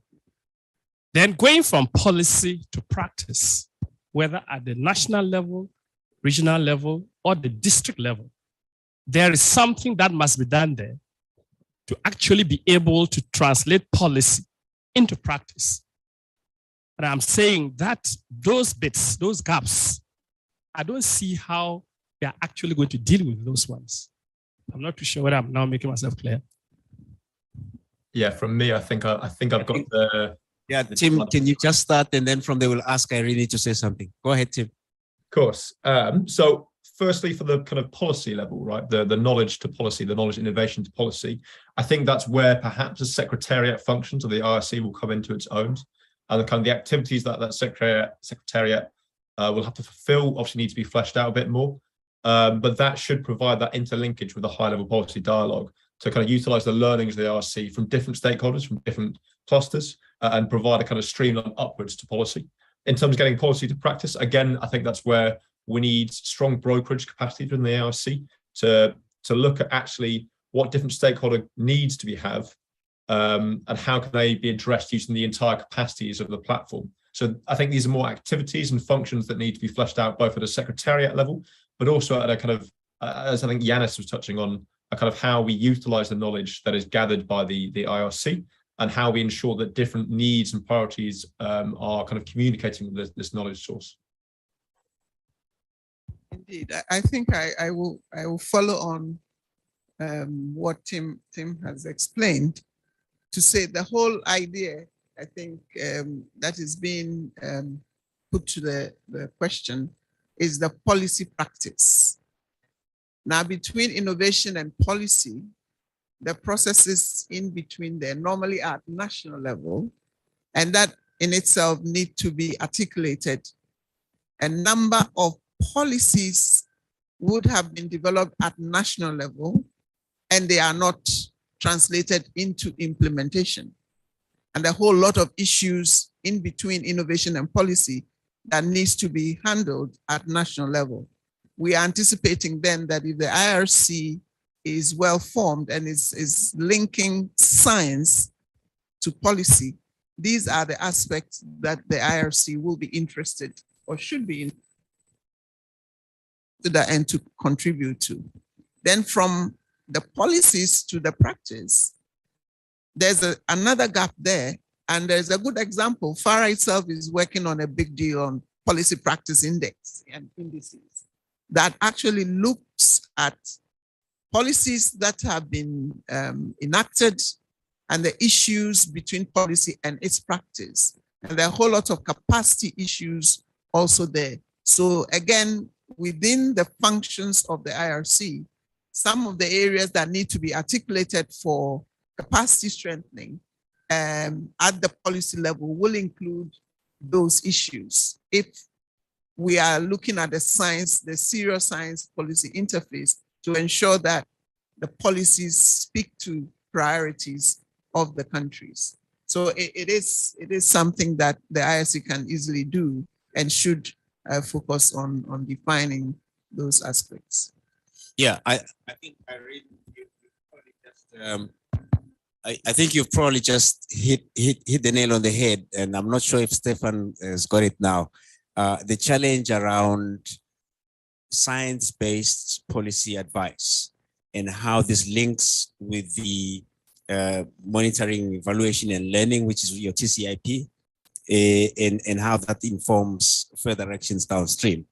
I'm not sure if you want to comment, and I think that's the crux of what he was asking, and I think Irene has sort of brought it much clearer.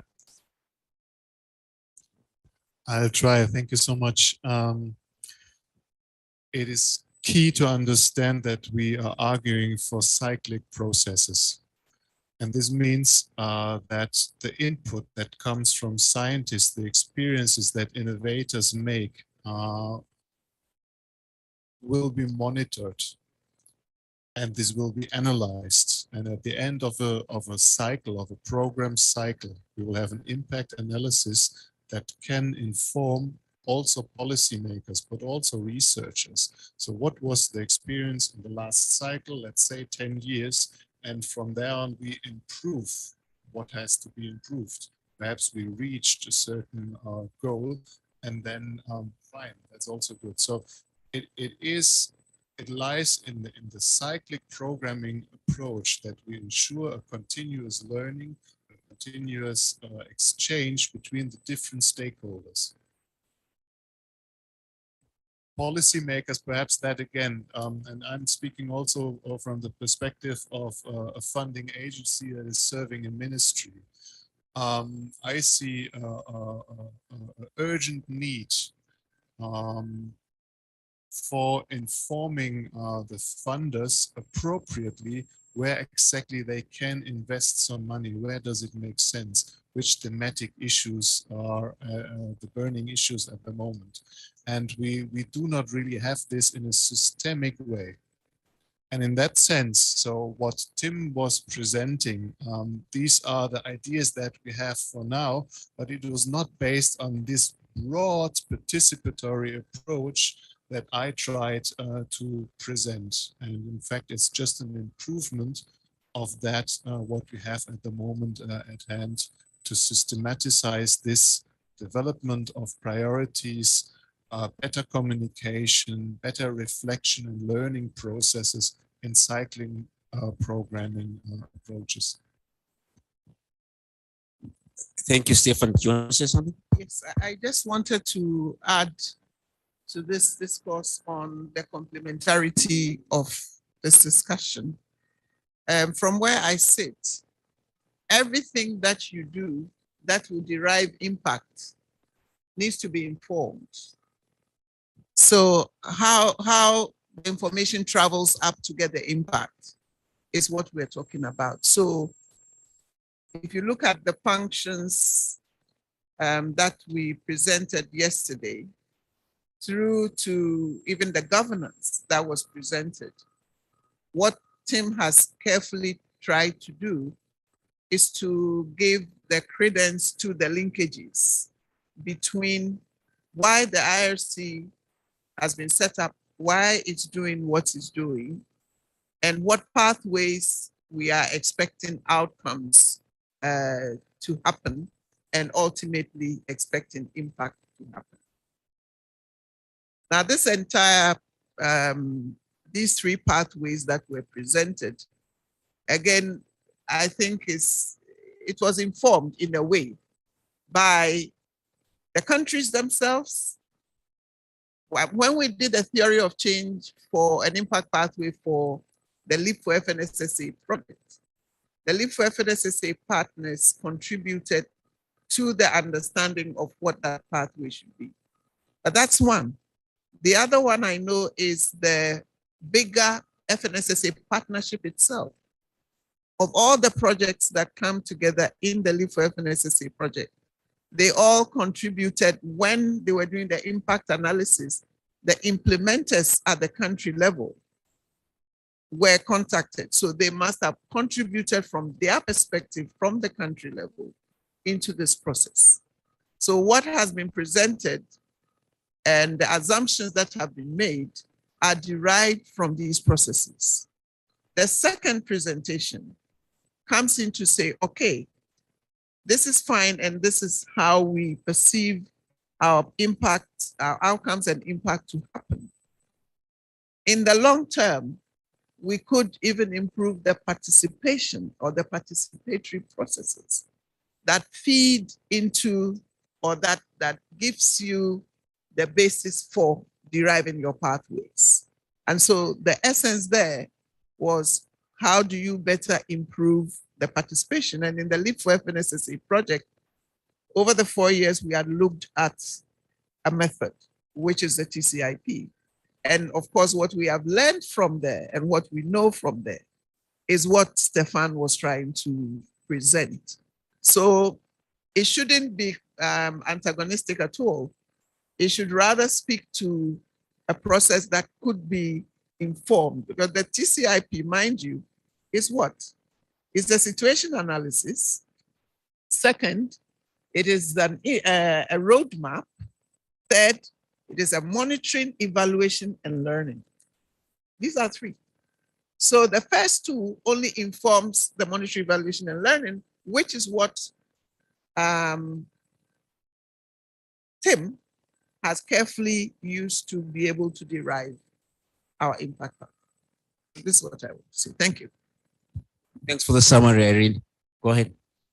Yeah, no, just maybe a controversial contribution. I just want to question a bit our assumption that research, innovation, and practice in Europe and Africa and all the member states and localities is something that we can possibly understand, design, monitor, and steer through such kind of a process. I mean, it would be nice if we can do that, but I doubt that we have the mental capacity because it's such a complex, adaptive system.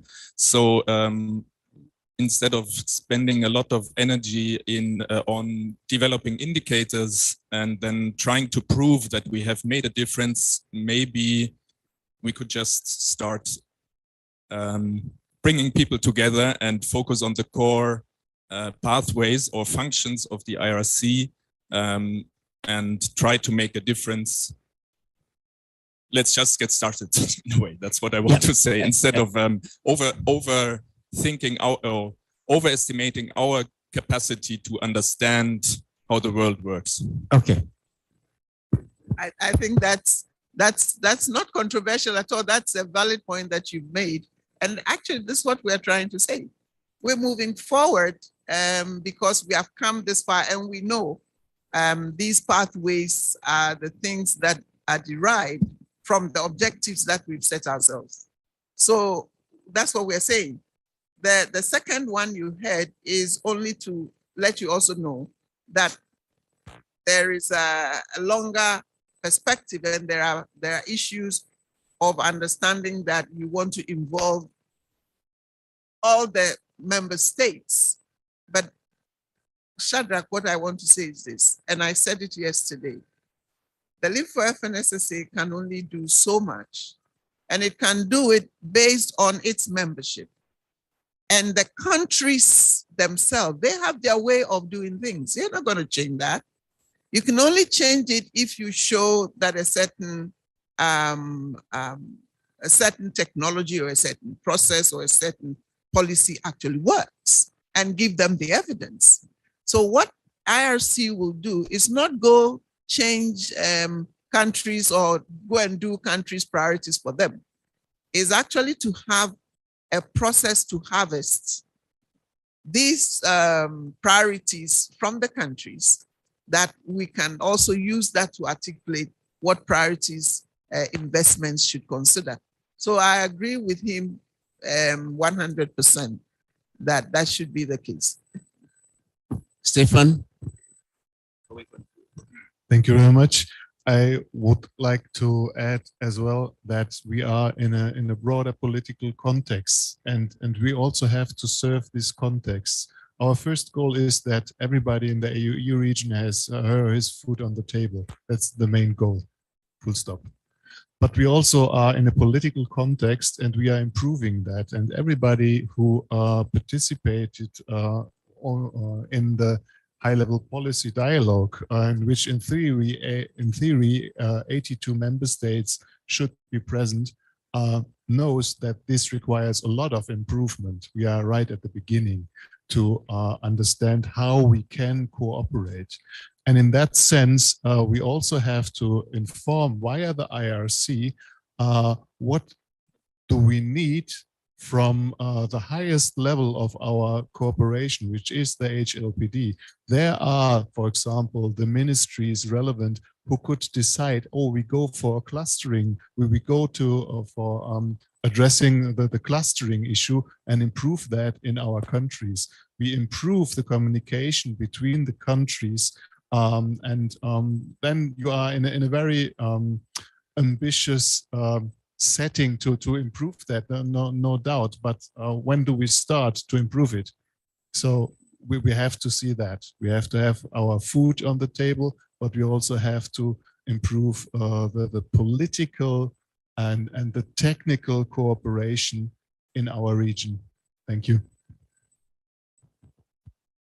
Colleagues, I think we've had a fairly robust set of discussions in the last 2 days on the key elements of what should constitute the the structure of the IRC, from the first draft, the second draft, the third draft, and we've gone through a range of iterative sessions all the way through e-consultations, as was actually revealed in the initial presentation by Irene, and the processes all the way to Brussels that then led us to where we are today in the last 2 days. There are people who've been participating in these workshops who are part and parcel of the editorial group, including in this particular session. So what's now going to happen is now active participation in the afternoon after lunch, together with the in the different rooms with the editorial groups to further improve on the inputs that have happened in the last 2 days. So we will post and announce once more what's happening in each of these different rooms for the 6 different themes. Do you have the room numbers?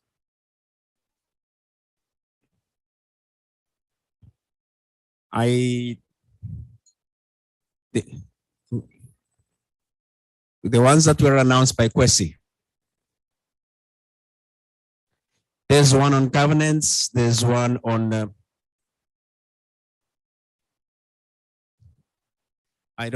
Okay. Let me repeat. So the breakout room 1 is in here. Botio Hall.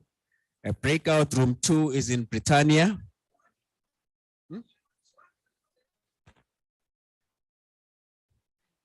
Okay. Group 1 is which topic? The functions and services. And group 2 is the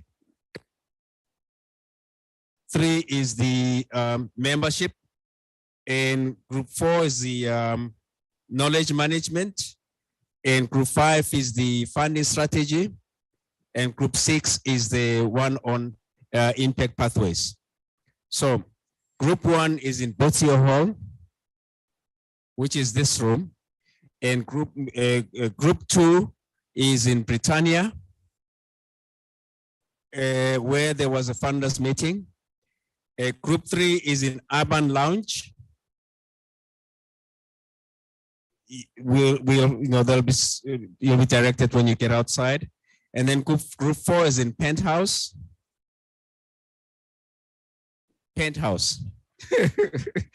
Group 5 is in Afram Hall. There are signs outside, you'll see Afram Hall. And group 6 is in Volta Hall. So that's where we're urging you to select which one you're going to be in and to participate in that specific one accordingly together with the editors in order to see if we can make further improvements based on the discussions we've heard so that when we come back to the plenary later this afternoon, we are then in a situation where all the participants in the plenary can begin to confirm whether we have the right draft that we all want as the potential members of the IRC.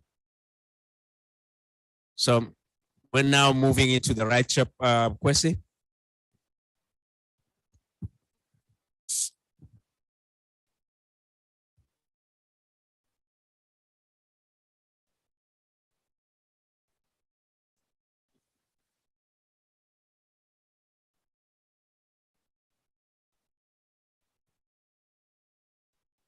Okay, I mean, mine is just a question because on the program, we see that we do have the presentations in plenary before the breakout groups. Are we still maintaining that model or are we breaking out into the groups so that they will have more time and the presenters can present it to the group that is interested and have more time for talking intensively? Because if we have to do a plenary presentation of all the issues, then everybody is there and we're going through that before we now break into the working groups and then so I think we need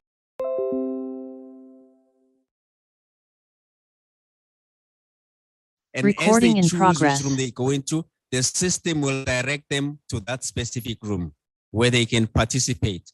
Once the breakaway rooms are done with their work, we then will be moving to the plenary where all the working groups will be presenting summaries of the work that's happened in the last 2 days. Are we clear?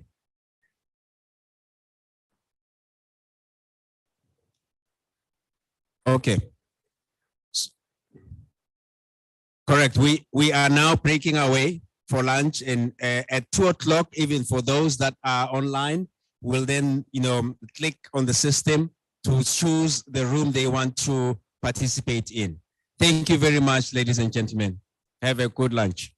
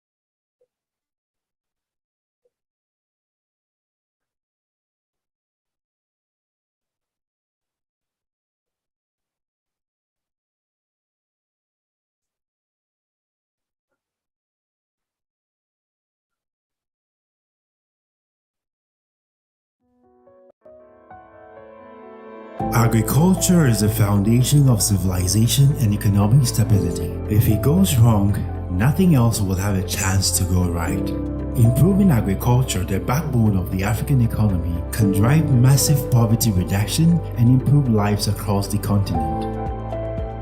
We ask ourselves how can Agri-PAC's program CAPS initiated in 2019 as one of the concrete initiatives of the Comprehensive African Agricultural Program CADP within the framework of the African Union Agenda 2063 generate considerable quantum of foods to serve the inter-African trade of food commodities within the African Continental Free Trade Area.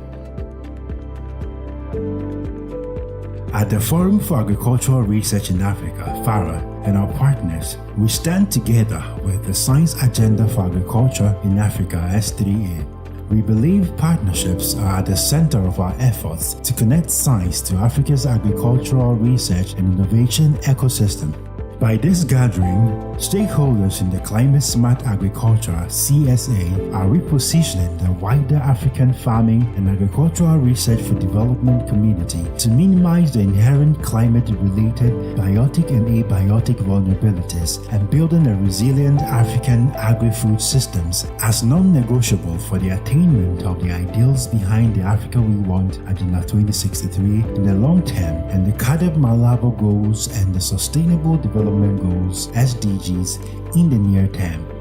The Knowledge Management for Agricultural Development Agenda is committed to building appropriate capacities, establishing communities of practice for knowledge management, and strengthening the knowledge ecosystem to accelerate the achievements of the CADP Malabo Goals by 2025 and the Sustainable Development Goals by 2030. The challenge is implemented through an integrated, strategic, educational, and transformational approach. The Pan-African Network of Economic Analysis of Policies (PANAP) deliberations will create opportunities for synergies with other relevant scientific communities and networks operating at the Africa's continental level in agriculture. PANAP is strengthening and stimulating relationships and cooperations on policy priorities and efficiency in Africa. The long-term Europe-Africa Research and Innovation Partnership for Food and Nutrition Security and Sustainable Agriculture (LEAP4FNSSA) actors coming from 23 countries across Africa and Europe have taken on the task to establish a sustainable structure for the efficient and coherent implementation of the EU-AU Research and Innovation Partnership and the AU-EU Roadmap for Food and Nutrition Security and Sustainable Agriculture. The Science and Partnerships for Agriculture Conference SPAC 2022 hosts 4 continental initiatives largely supported by the European Union funding portfolios and the Government of Ghana. With partners, SPAC is an intervening conference of the main Africa Agribusiness Science Week, AASW, with the 8th edition scheduled for June 5 to 8, 2023 in Durban, South Africa. Now, most things except agriculture can wait.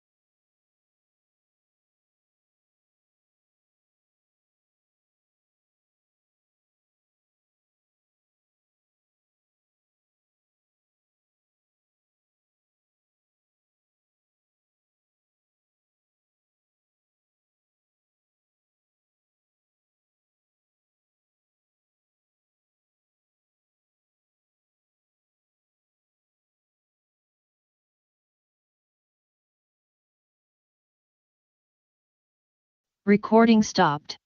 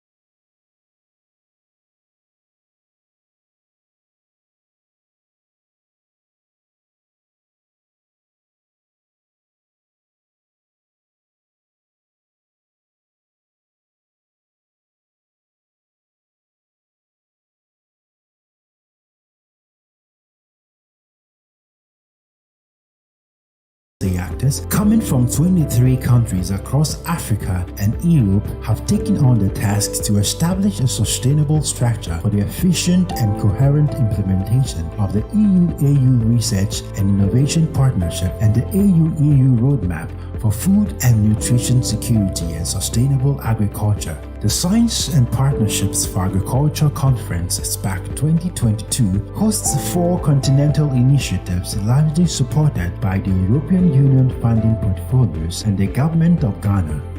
With partners, SPAC is an intervening conference of the main Africa Agribusiness Science Week, AASW, with the 8th edition scheduled for June 5 to 8, 2023 in Durban, South Africa. Now, most things except agriculture can wait.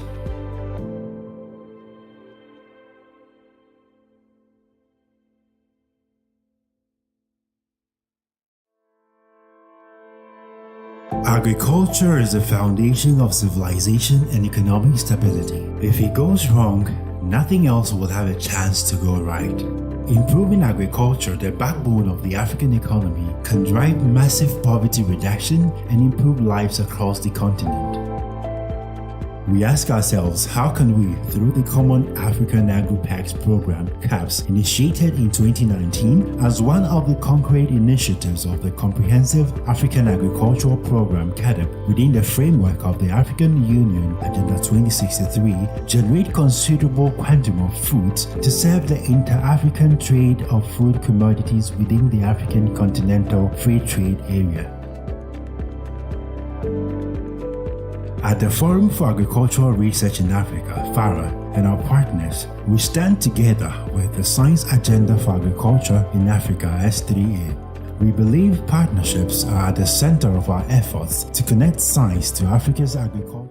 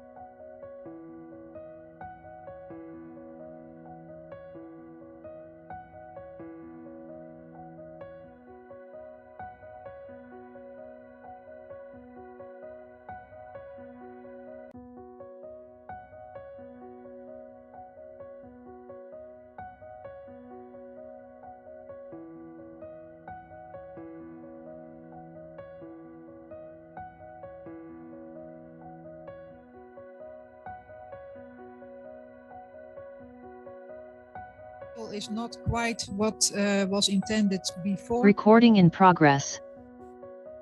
Yeah. The idea now is to split up in the different working groups, go alinea by alinea through the text together with the leads and the co-leads of the working group, check whether this text has to be adapted or not, and if it has to be adapted, do it on the stage. And if it are really major adaptations that need to be discussed, leave them out because we don't have the time for that at the moment. You could say a phrase like "to be discussed in the near future" or so of the IRC. Keep the adaptations limited. This is only for presentations tomorrow that Irene can hand over the result of the workshop from yesterday and today to the EC and the African Union. Do I forget anything? Yeah, I forget something. There will be time until 4 o'clock because Jelle and myself will combine all the different chapters. Just work in the chapter of the working group you are in. We will combine all the chapters into a new document, send it to Irene. Irene will let it print in a hard copy to be handed over tomorrow to some important representatives at the launch. Is there any question or addition from you, Irene, perhaps?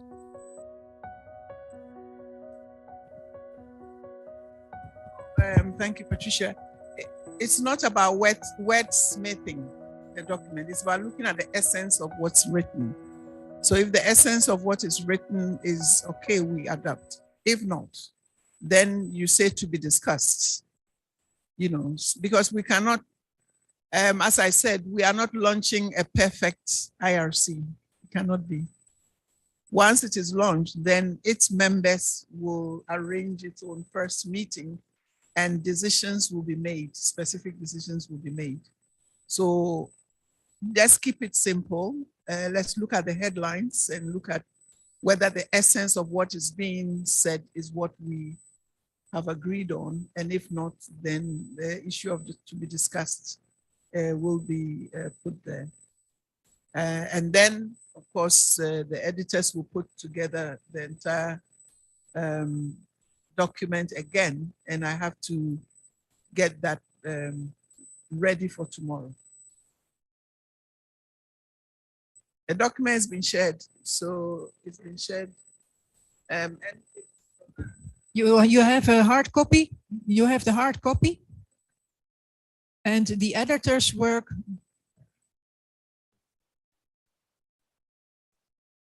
Yeah, the leads have the yeah. So we're working in the same document, but some have a PDF and others have the Word document. Yeah. There will be no plenary backup afterwards, so at 4 o'clock you're free. Unless you think that there should be a plenary, but then my last question would be who the division along the different breakout rooms, just to get an impression on who will be there apart from the lead and the co-lead. Working group 1, who will stay in working group 1? Functions and services. 2.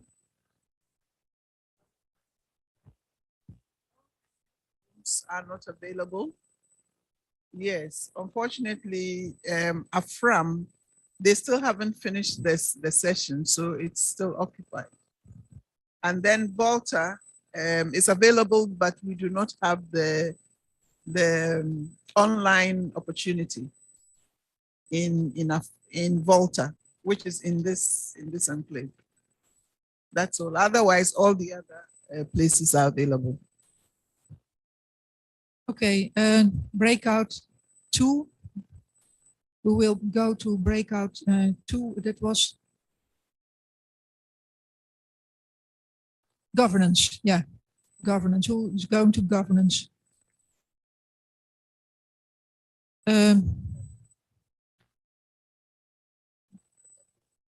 Gone. Okay. Britannia.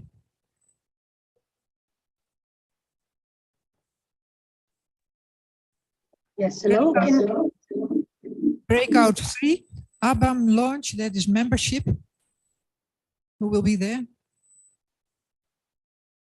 Okay, the 3 of us. Breakout room 4 is the Royal Suite. And that was knowledge management, eh? Yeah. Sorry, no penthouse.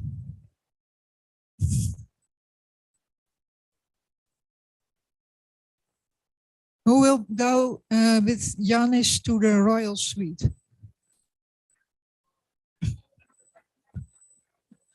Okay, you've company, Janis. Yeah. Okay. Well, is there anybody left for breakout room 5? That, yeah. Okay. Also one. Afram Hall. That was funding. Oh, is it not available? So. Okay, you can use, I think, this place then. That is Henning and Jacob. No, Henning and Jacob, I think. Yeah. And breakout 6, that was with Stefan and Tim Fry. Tim will be online, so they need a good interconnection. Now they need a good connection. Huh? This Volta Hall is also not available then. Okay, so breakout 6 is in the Volta Hall. Not. Oh, that's not possible then. So, okay.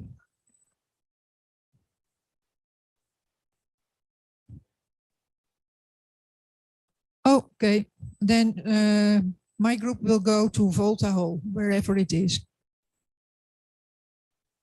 Oh, yeah. Okay. And group 6 will be here. Okay, good luck, everybody. See you at dinner.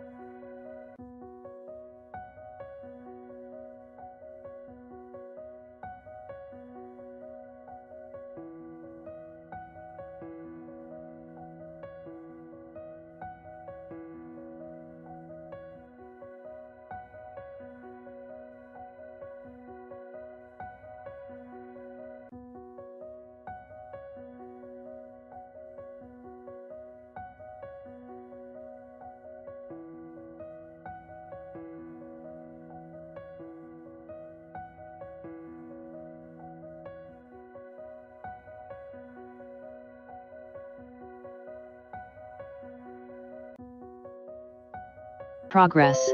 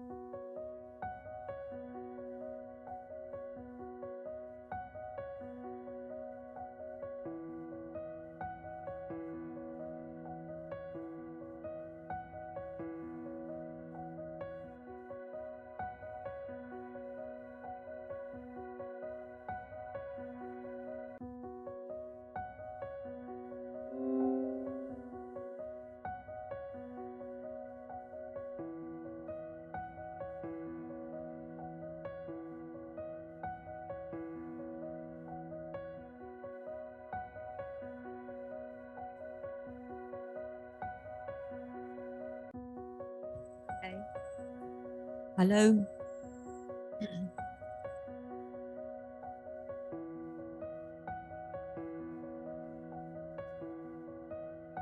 Finding appropriate funding opportunities. Hello. For anybody online, we are reviewing the document and we are in section 2, page 7, and we're going through paragraph by paragraph, and we are currently on paragraph 3 in section 2.1. Oh, people online? But were they told that where to find it? If they weren't given a link, they wouldn't. Okay.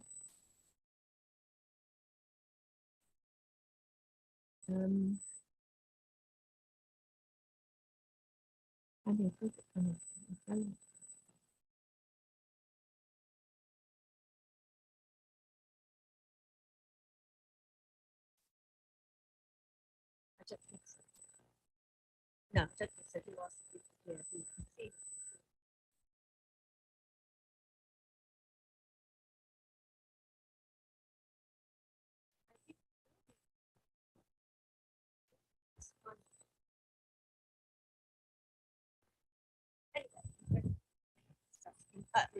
We've got the whole copy in our hands, so we can proceed. Yes. But for those online, you can access the document where? On the LEAP4FNSSA website. That is, if you haven't already received the link through other messages.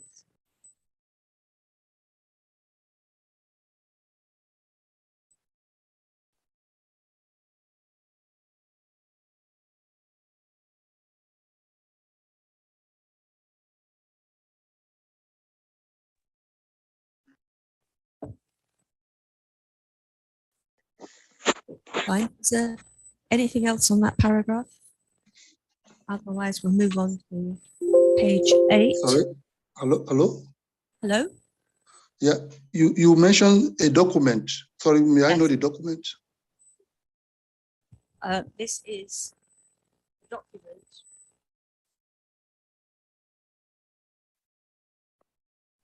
It is the document which is the actual proposal. Hello? Hello? Yeah, on the document, on the website, it's called the zero draft. Zero draft. Yeah, of the IRC. If you've not said, but that's what we've been using for the e-consultation. And the last e-consultation was on the 30th. That's what we used. 30th of August, I guess. Is that? Yes, please. Okay, thank you. I will check. That's good. Thank you. So, sorry to move on, but we are on page 8 of that document in section 2.2 on problem areas stroke causes. And we're looking at the first paragraph starting food and nutrition security and the sustainability of agriculture.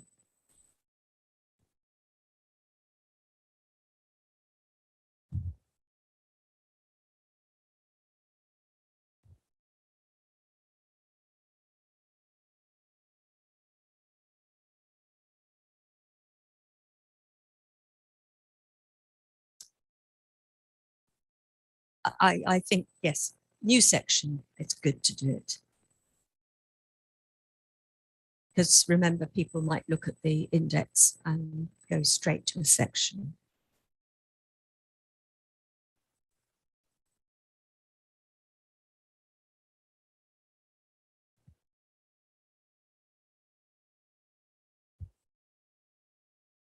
Okay. Top priorities. Challenging. Okay, good. Any comments then on that paragraph? Or should we move to the next? beginning, the causes of the problems that the IRC seeks to address.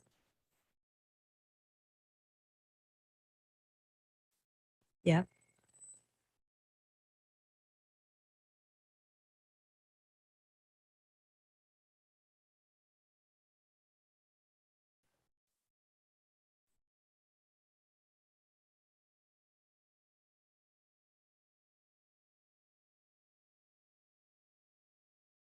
Yep.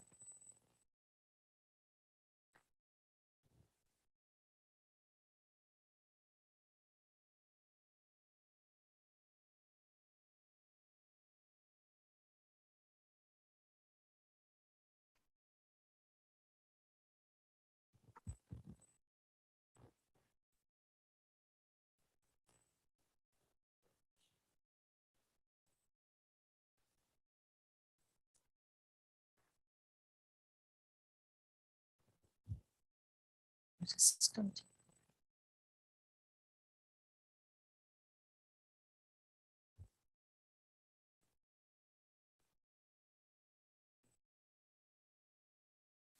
Yeah. Okay, next paragraph, the causes of the problems.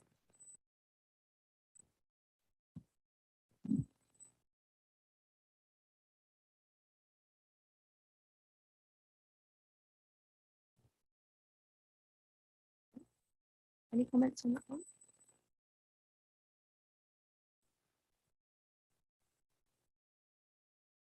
And then going on then to the next paragraph, while the causes of this fragmentation is yet to be, sorry, Stefan. Yes.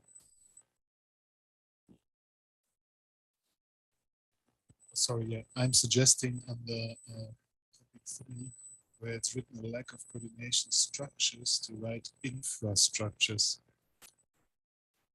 Infrastructure. It's finally what points at the secretariat of the IRC, because that's a coordination infrastructure. What's your understanding of the difference between structure and infrastructure? Infrastructure is really an institutionalized entity which provides different services, different technologies to be applied for that. And structures is a bit too vague, I would say. Yeah.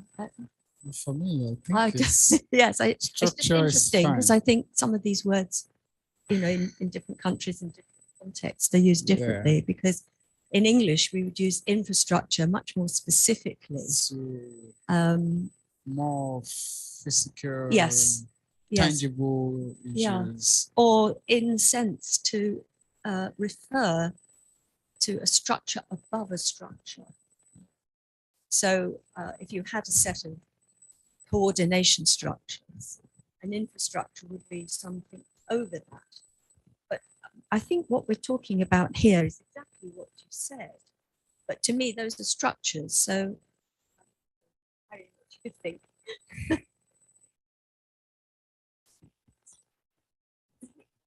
Solomon. Yeah, it's okay. Like okay. So I think we'll stick with structures. Yeah. Yeah. No, it's good. It's good. It's good.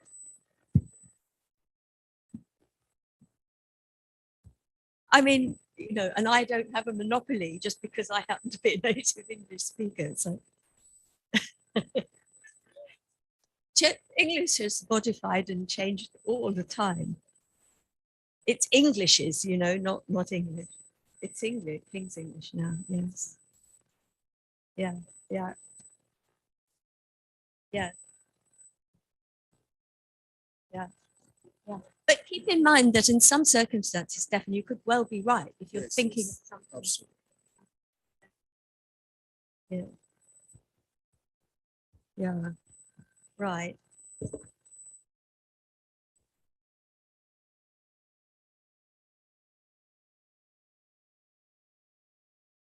Yes. Correct. Yes. Yes. In that case. Yeah. Yeah. Yeah. But I think if you could use that word in that particular context, because you're talking about then a network of networks, it's visible that you have the different layers, whereas here it's not visible that you have different layers. So coordination infrastructure, you might think, well, what you're going to do, establish better online networks, connectivity, I might read it like that, and as an investment in communication infrastructure rather than the kinds of structures that you need to manage and make sure that it works. Yeah, but would you want to see that added to lack of knowledge management and commission mechanisms? Frameworks and infrastructure. Yeah.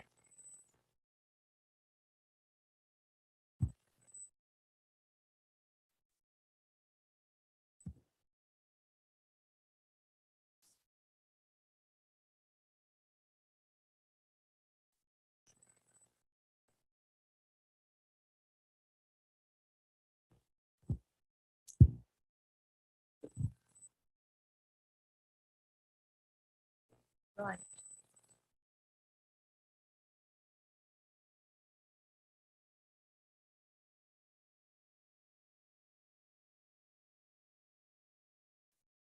Mm.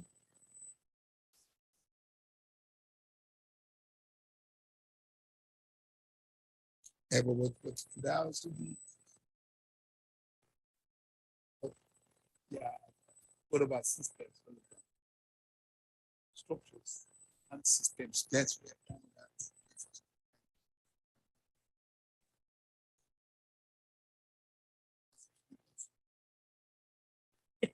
Yes.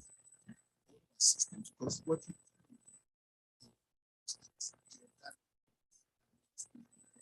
Yeah, but you've got, that's almost in point one, knowledge management and communication mechanisms and frameworks, but the structures are more the elements that allow that to be managed and to be moderated and for it to actually happen.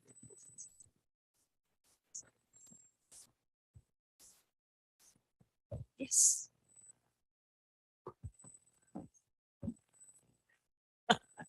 Perfect.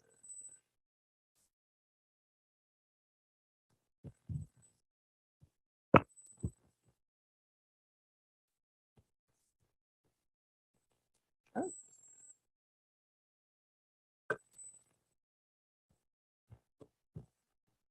Goodness.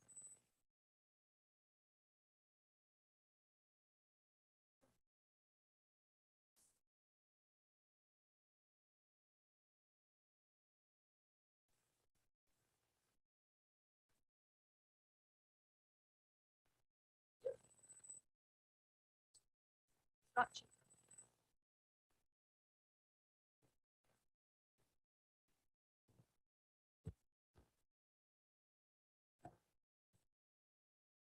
Okay, that's section 2.2. We happy with the other areas? Points 1 and 2 there.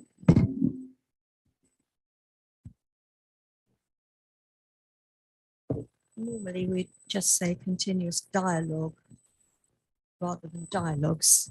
Dialogue is going on all the time. Okay.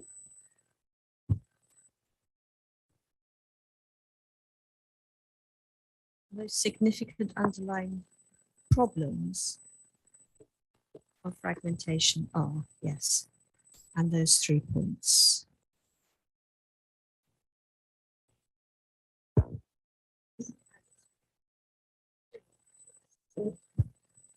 Of main causes of the line underlying.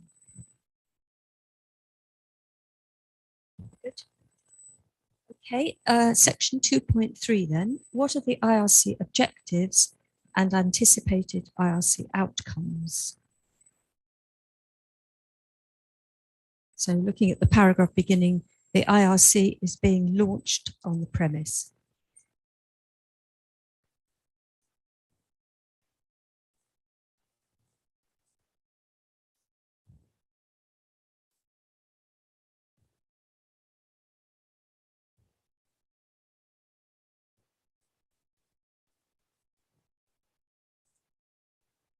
2.3, section, the first.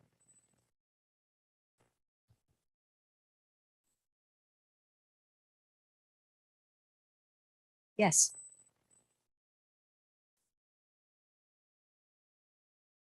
Mm.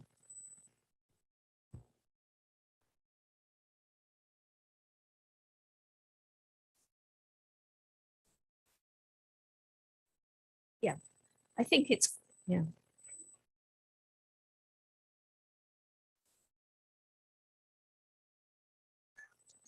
Hmm.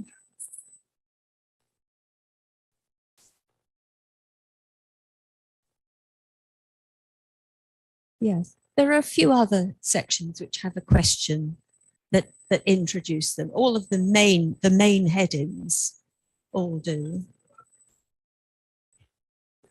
Yes. Yes.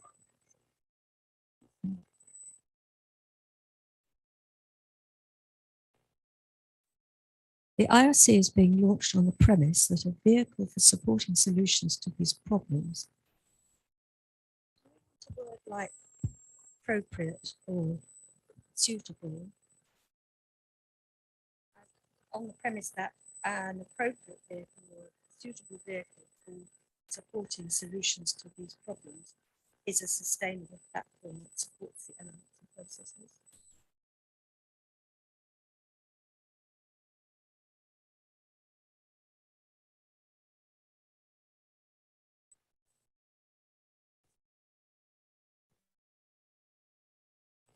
Okay.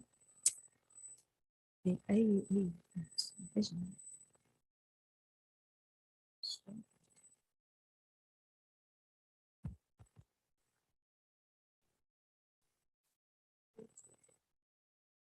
Between, yes, no and, yeah.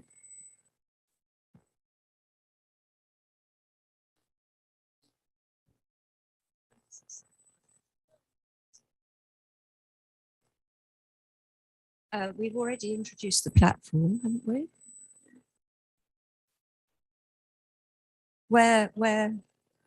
What's a different name?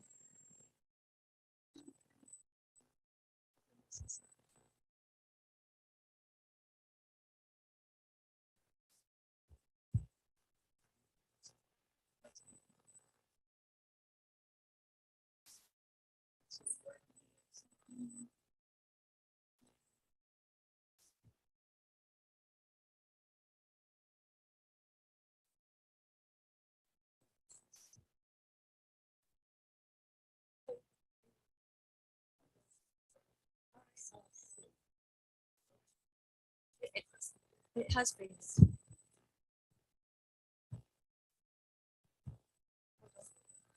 Can you find it?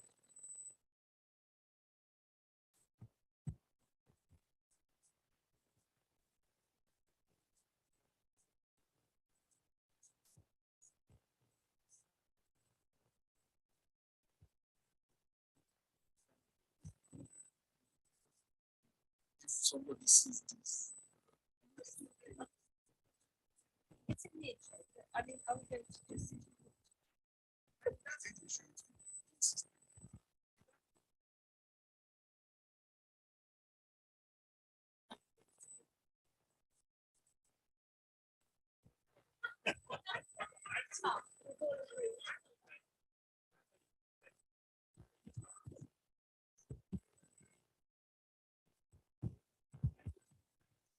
So hold on. Are we just going to leave it at that? The value addition.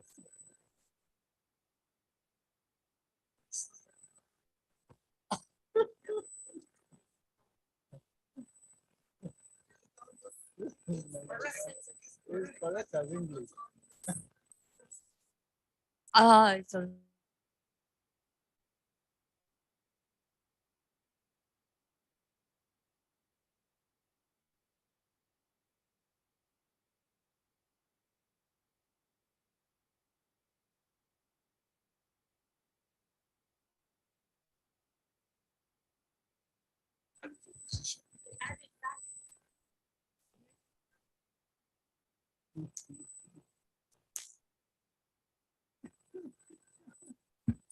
a bicontinental platform linking all actors in research and innovation in Africa and European member states to advance a science-led growth in sustainable food and nutrition security based on equity and common priority agendas and generating global spillovers.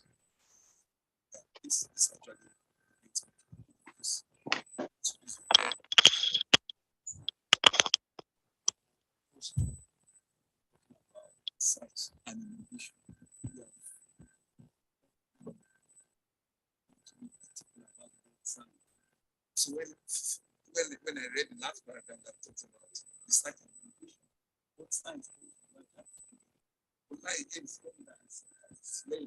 Solomon's happy. Excellent. So where we see cases where see science and innovation, is it not possible to see science? But research and innovation. Yes, that's exactly. Everyone. And science is different from science.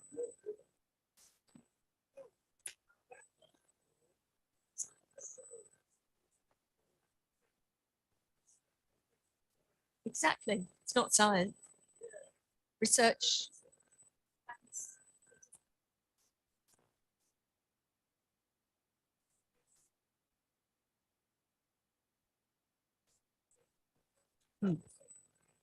That's exactly what I'm trying to find. For example, if you're looking at some interested actors, stakeholders, that's actually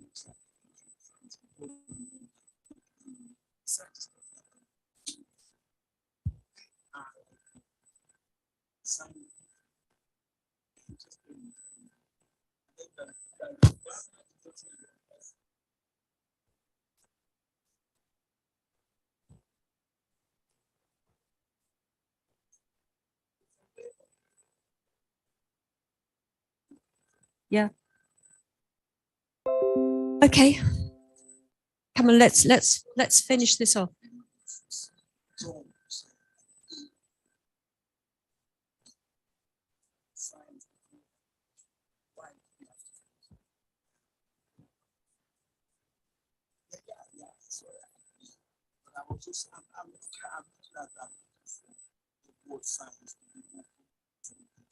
I think a lot of people would say, actually, there's enough science. What matters is what you do with it. That's all that that's all science. Mm. And then what the interest, Yeah, let's discuss this. Yeah.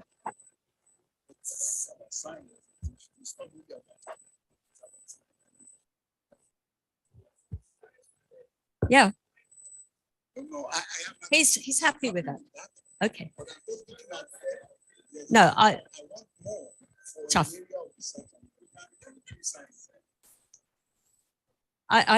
Yeah, I think we go ahead. I think because research and innovation has been, we took that really, that is the language of the roadmap.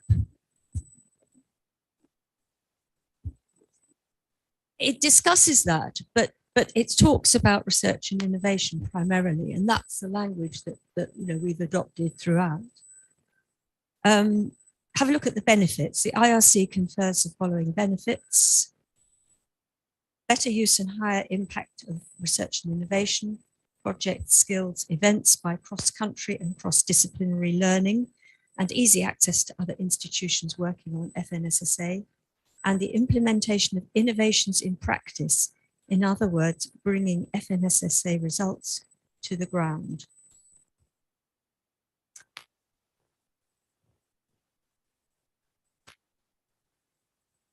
I'm not sure about you.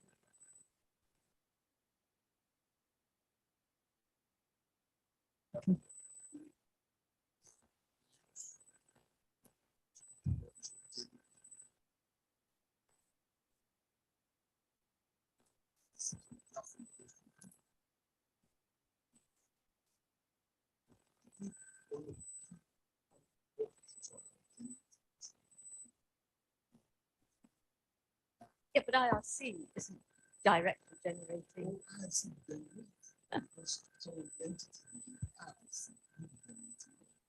some of the partners, yeah, some of the members, but we're actually talking about, you know, what IRC can facilitate. Yeah. Yes.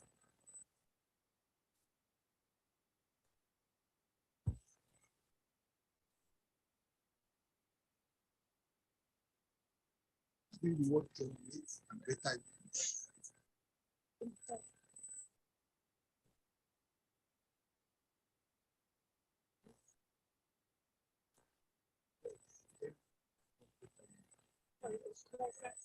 That's number one.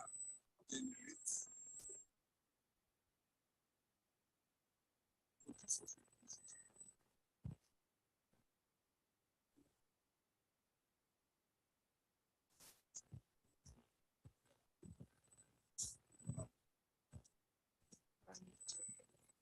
I'm not free.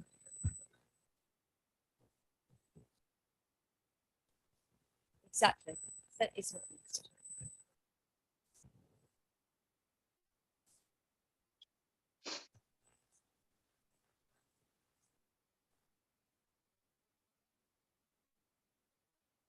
Sorry? Hello?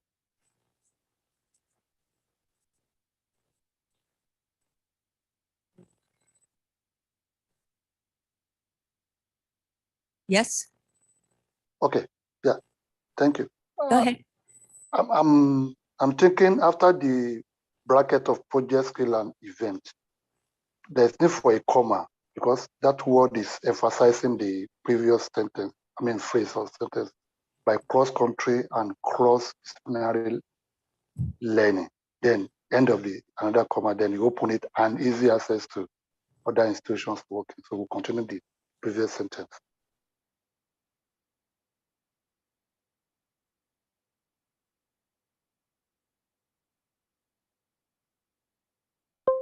Because by country is trying to emphasize the higher impact of research and innovation. But it's actually kind of An additional statement to that.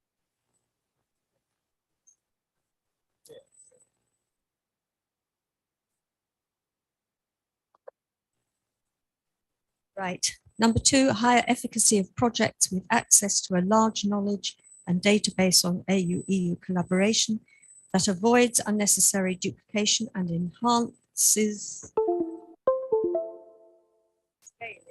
targeted investments and effective governance of joint programs.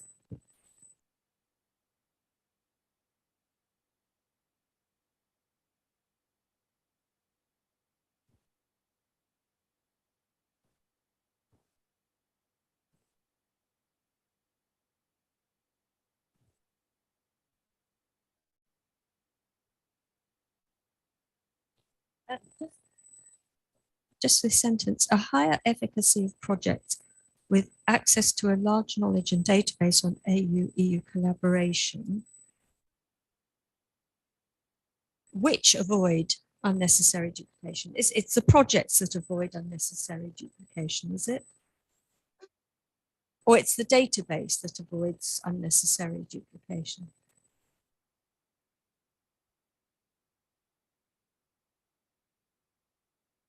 It's the access to the knowledge and the database I think to avoid duplication.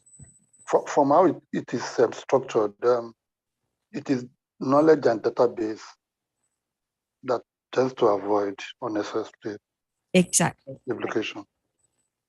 But I think what you just said is correct. You don't need the comma after the after the comma. If we are going to put that, we leave the comma, we have to remove the comma. Or if we are going to, yes, or if we are going to wish, we use comma. Scaling time governance. Okay. And number 3, a structural interaction between partners in a participatory and demand-led approach that will promote joint funding opportunities on topics under the FNSSA. Contributing to the SDGs as well as European and Africa development goals.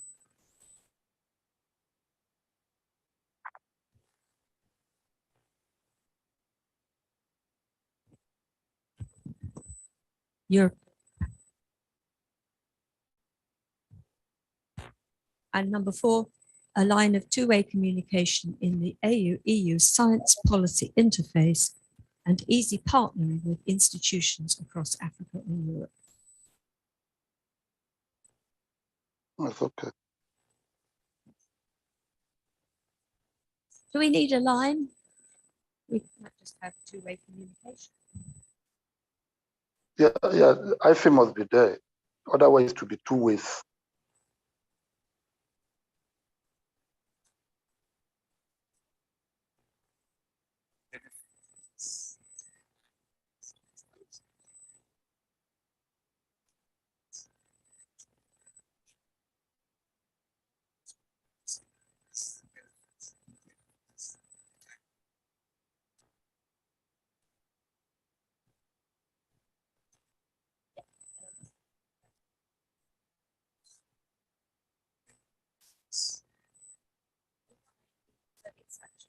It's established.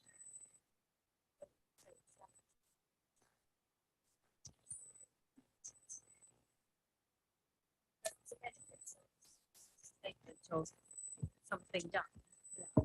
So established.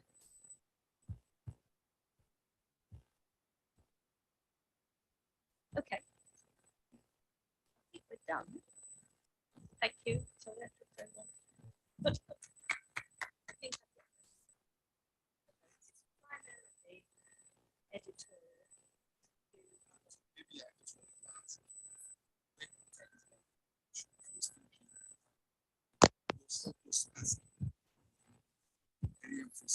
How that's one position is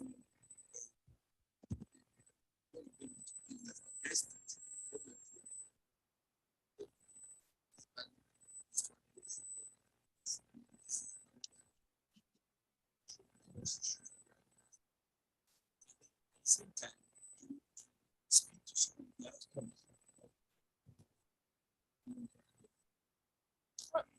That's in there. The extent that we can be sure what is Yeah. there. Yeah.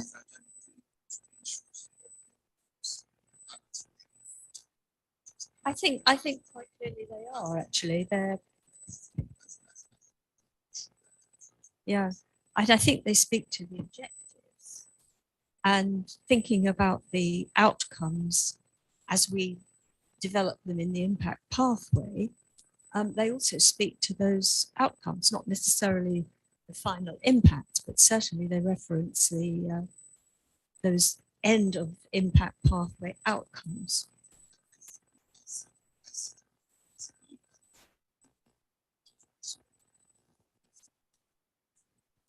No, but the ones before them are quite clear.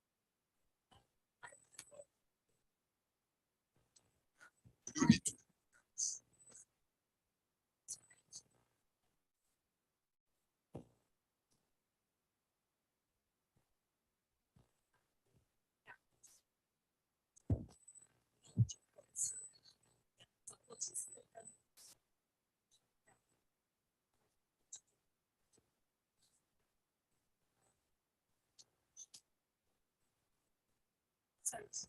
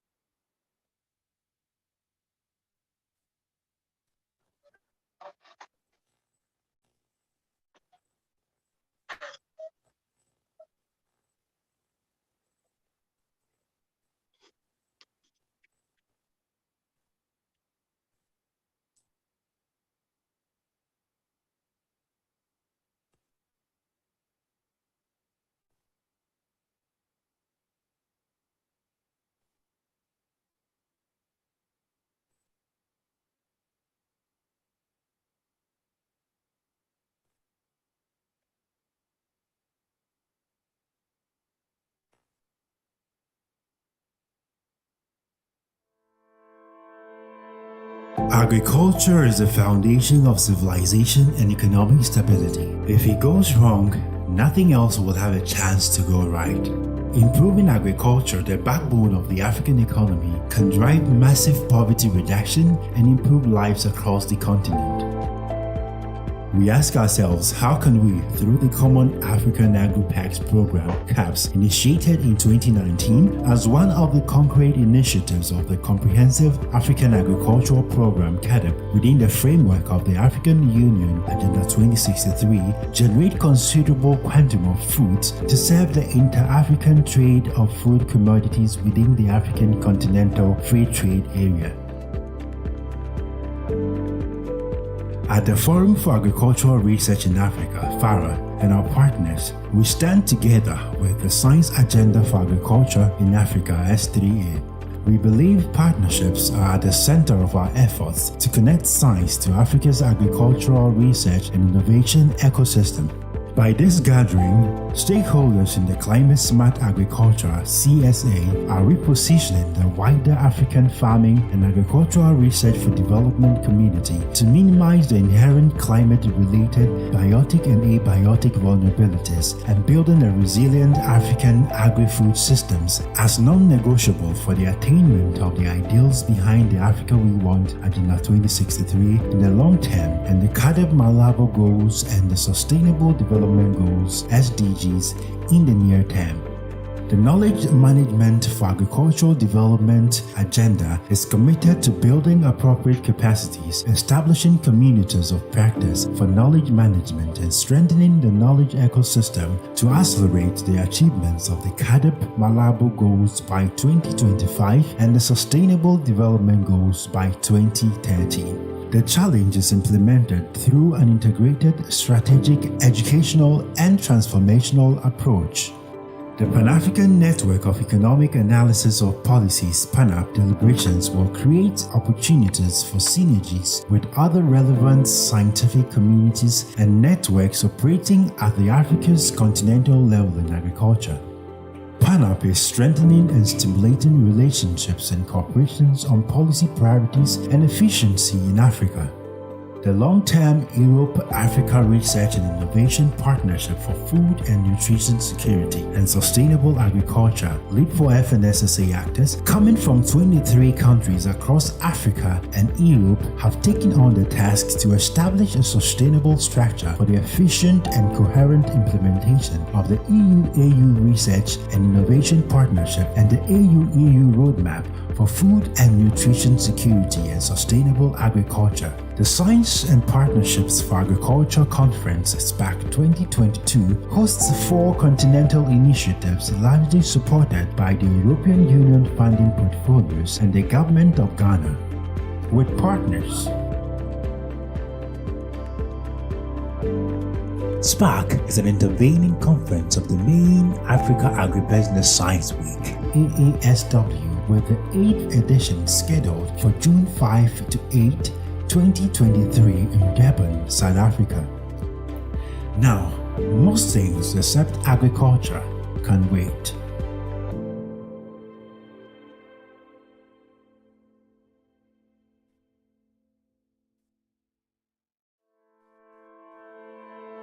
Agriculture is the foundation of civilization and economic stability. If it goes wrong, nothing else will have a chance to go right. Improving agriculture, the backbone of the African economy, can drive massive poverty reduction and improve lives across the continent. We ask ourselves, how can we, through the Common African Agri-PACS program, CAPS, initiated in 2019 as one of the concrete initiatives of the Comprehensive African Agricultural Program, CADP, within the framework of the African Union Agenda 2063, generate considerable quantum of foods to serve the inter-African trade of food commodities within the African Continental Free Trade Area. At the Forum for Agricultural Research in Africa, FARA, and our partners, we stand together with the Science Agenda for Agriculture in Africa, S3A.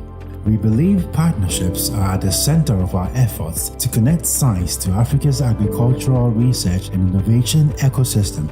By this gathering, stakeholders in the Climate Smart Agriculture (CSA) are repositioning the wider African farming and agricultural research for development community to minimize the inherent climate-related biotic and abiotic vulnerabilities and building a resilient African agri-food systems as non-negotiable for the attainment of the ideals behind the Africa We Want Agenda 2063 in the long term and the CAADP-Malabo goals and the Sustainable Development Goals (SDGs) in the near term.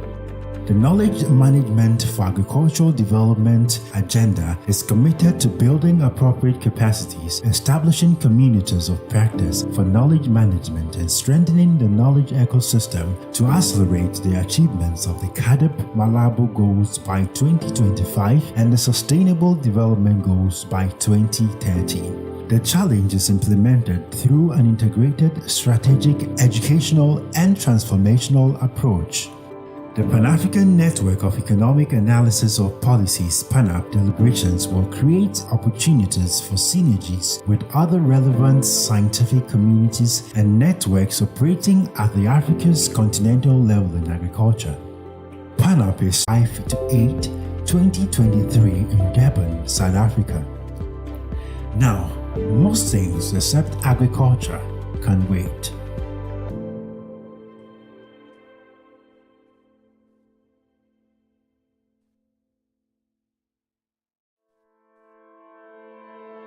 Agriculture is the foundation of civilization and economic stability. If it goes wrong, nothing else will have a chance to go right. Improving agriculture, the backbone of the African economy, can drive massive poverty reduction and improve lives across the continent.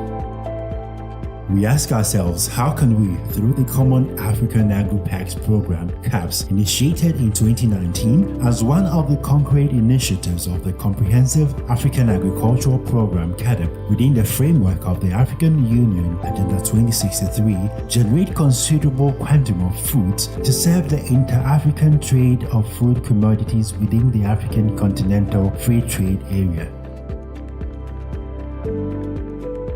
At the Forum for Agricultural Research in Africa, FARA, and our partners, we stand together with the Science Agenda for Agriculture in Africa (S3A). We believe partnerships are at the center of our efforts to connect science to Africa's agricultural research and innovation ecosystem. By this gathering, stakeholders in the Climate Smart Agriculture (CSA) are repositioning the wider African farming and agricultural research for development community to minimize the inherent climate-related biotic and abiotic vulnerabilities and building a resilient African agri-food systems as non-negotiable for the attainment of the ideals behind the Africa We Want Agenda 2063 in the long term and the CAADP-Malabo goals and the Sustainable Development Goals (SDGs) in the near term. The Knowledge Management for Agricultural Development Agenda is committed to building appropriate capacities, establishing communities of practice for knowledge management, and strengthening the knowledge ecosystem. The Pan-African Network of Economic Analysis of Policies (PANAP) deliberations will create opportunities for synergies with other relevant scientific communities and networks operating at the Africa's continental level in agriculture. PANAP is strengthening and stimulating relationships and cooperations on policy priorities and efficiency in Africa. The long-term Europe-Africa Research and Innovation Partnership for Food and Nutrition Security and Sustainable Agriculture (LEAP4FNSSA) actors coming from 23 countries across Africa and Europe have taken on the task to establish a sustainable structure for the efficient and coherent implementation of the EU-AU Research and Innovation Partnership and the AU-EU Roadmap for Food and Nutrition Security and Sustainable Agriculture. The Science and Partnerships for Agriculture Conference (SPAC 2022) hosts 4 continental initiatives largely supported by the European Union funding portfolios and the Government of Ghana. With partners, SPAC is an intervening conference of the main Africa Agribusiness Science Week, AASW, with the 8th edition scheduled for June 5 to 8, 2023 in Durban, South Africa. Now, most things except agriculture can wait.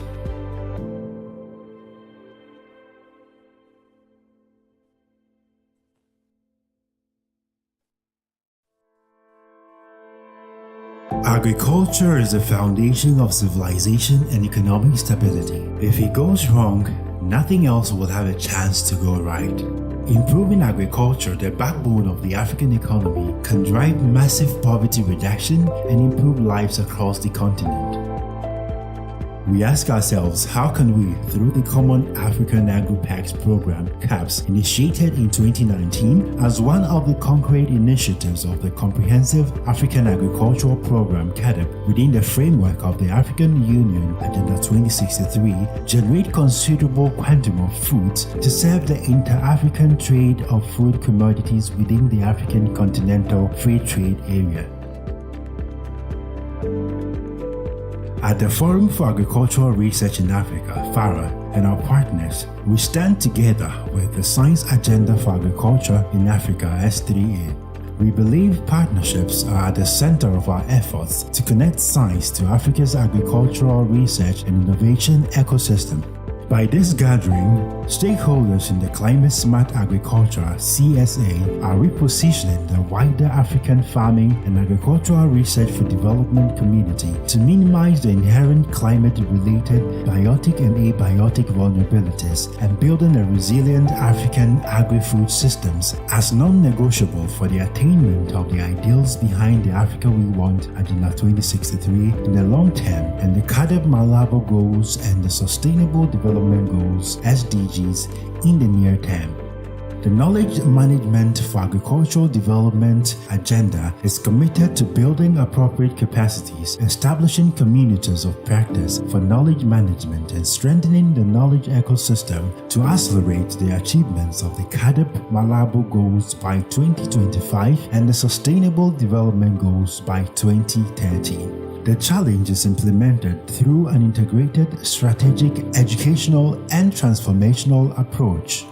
The Pan-African Network of Economic Analysis of Policies (PANAP) deliberations will create opportunities for synergies with other relevant scientific communities and networks operating at the Africa's continental level in agriculture. PANAP is strengthening and stimulating relationships and cooperations on policy priorities and efficiency in Africa. The long-term Europe-Africa Research and Innovation Partnership for Food and Nutrition Security and Sustainable Agriculture (LEAP4FNSSA) actors coming from 23 countries across Africa and Europe have taken on the task to establish a sustainable structure for the efficient and coherent implementation of the EU-AU Research and Innovation Partnership and the AU-EU Roadmap for Food and Nutrition Security and Sustainable Agriculture. The Science and Partnerships for Agriculture Conference SPAC 2022 hosts 4 continental initiatives largely supported by the European Union funding portfolios and the Government of Ghana. With partners, SPAC is an intervening conference of the main Africa Agribusiness Science Week, AASW, with the 8th edition scheduled for June 5 to 8, 2023 in Durban, South Africa. Now, most things except agriculture can wait.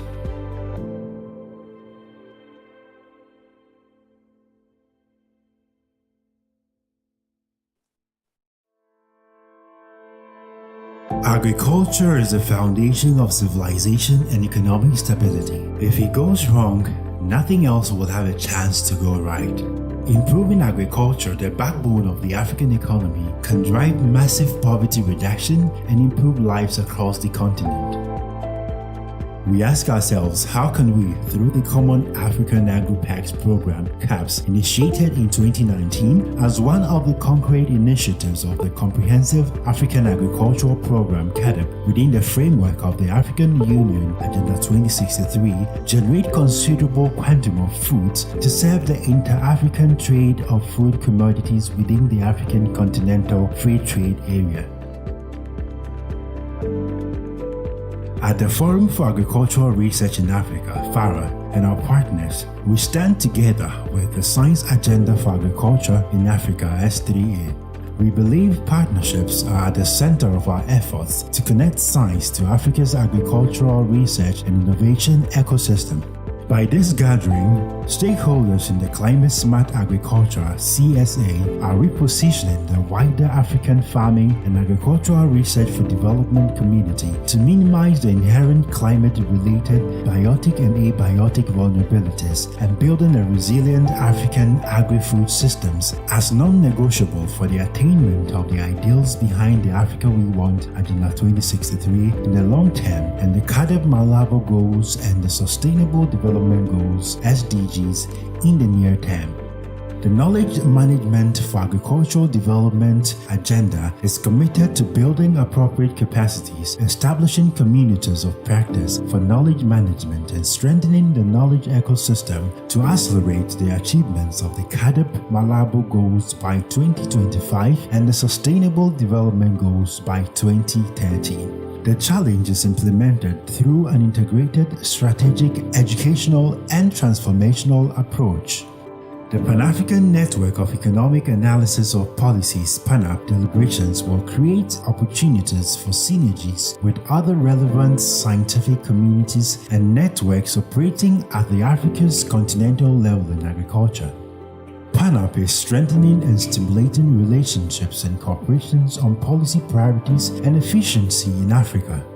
The long-term Europe-Africa Research and Innovation Partnership for Food and Nutrition Security and Sustainable Agriculture (LEAP4FNSSA actors coming from 23 countries across Africa and Europe have taken on the task to establish a sustainable structure for the efficient and coherent implementation of the EU-AU Research and Innovation Partnership and the AU-EU Roadmap for Food and Nutrition Security and Sustainable Agriculture. The Science and Partnerships for Agriculture Conference SPAC 2022 hosts 4 continental initiatives largely supported by the European Union funding portfolios and the Government of Ghana. With partners, SPAC is an intervening conference of the main Africa Agribusiness Science Week, AASW, with the 8th edition scheduled for June 5 to 8, 2023 in Durban, South Africa. Now, most things except agriculture can wait.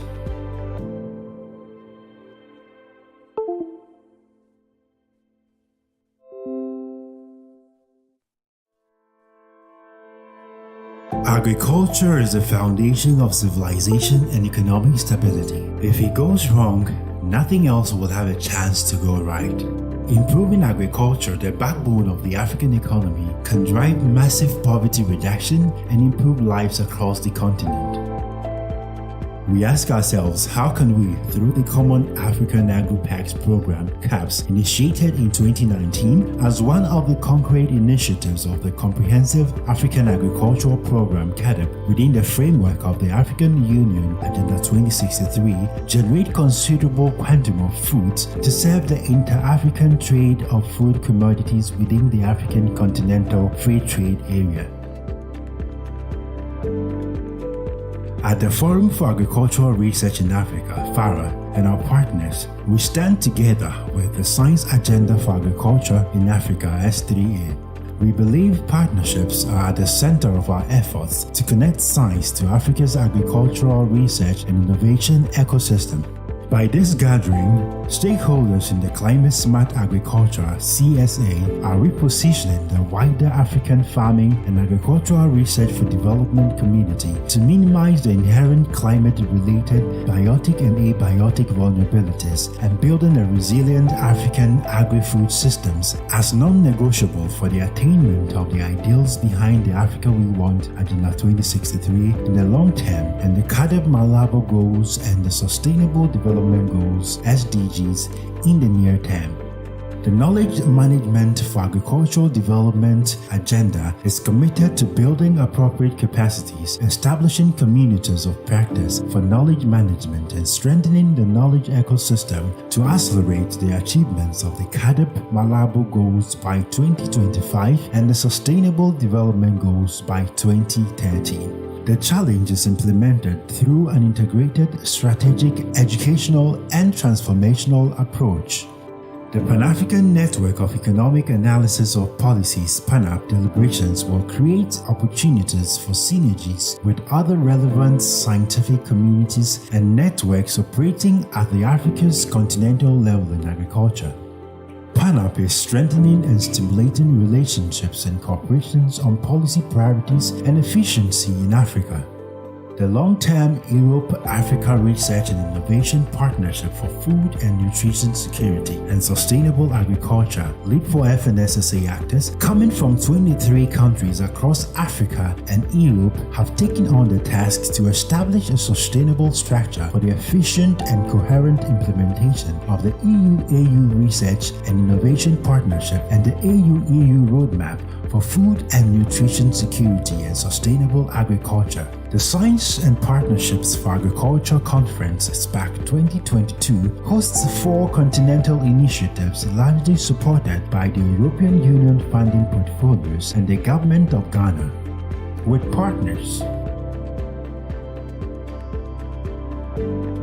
SPAC is an intervening conference of the main Africa Agribusiness Science Week, AASW, with the 8th edition scheduled for June 5 to 8, 2023 in Durban, South Africa. Now, most things except agriculture can wait.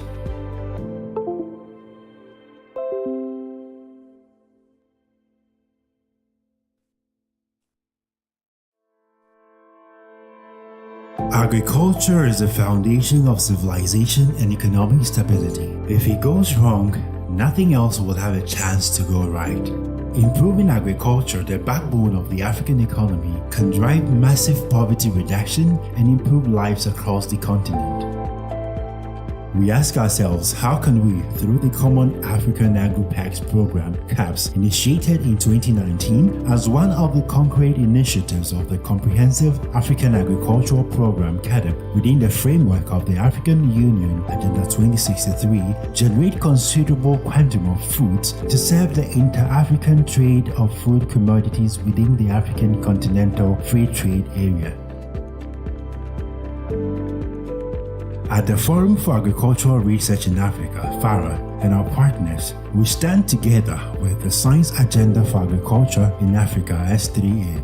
We believe partnerships are at the center of our efforts to connect science to Africa's agricultural research and innovation ecosystem. By this gathering, stakeholders in the Climate Smart Agriculture (CSA) are repositioning the wider African farming and agricultural research for development community to minimize the inherent climate-related biotic and abiotic vulnerabilities and building a resilient African agri-food systems as non-negotiable for the attainment of the ideals behind the Africa We Want Agenda 2063 in the long term and the CADP Malabo goals and the Sustainable Development Goals (SDGs) in the near term. The Knowledge Management for Agricultural Development Agenda is committed to building appropriate capacities, establishing communities of practice for knowledge management, and strengthening the knowledge ecosystem to accelerate the achievements of the CADP Malabo Goals by 2025 and the Sustainable Development Goals by 2030. The challenge is implemented through an integrated, strategic, educational, and transformational approach. The Pan-African Network of Economic Analysis of Policies (PANAP) deliberations will create opportunities for synergies with other relevant scientific communities and networks operating at the Africa's continental level in agriculture. PANAP is strengthening and stimulating relationships and cooperations on policy priorities and efficiency in Africa.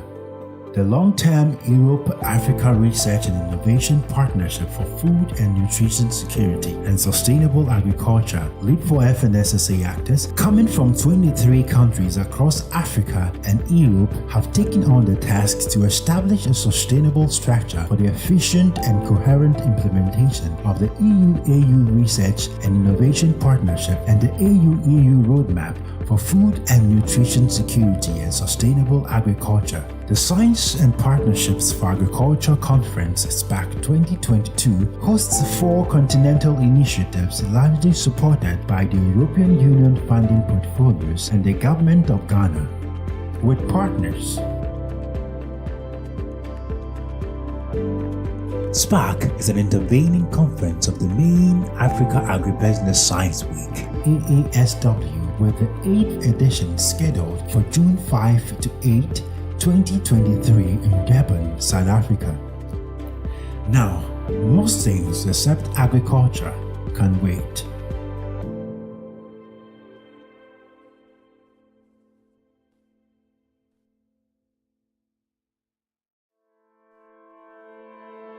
Agriculture is the foundation of civilization and economic stability. If it goes wrong, nothing else will have a chance to go right.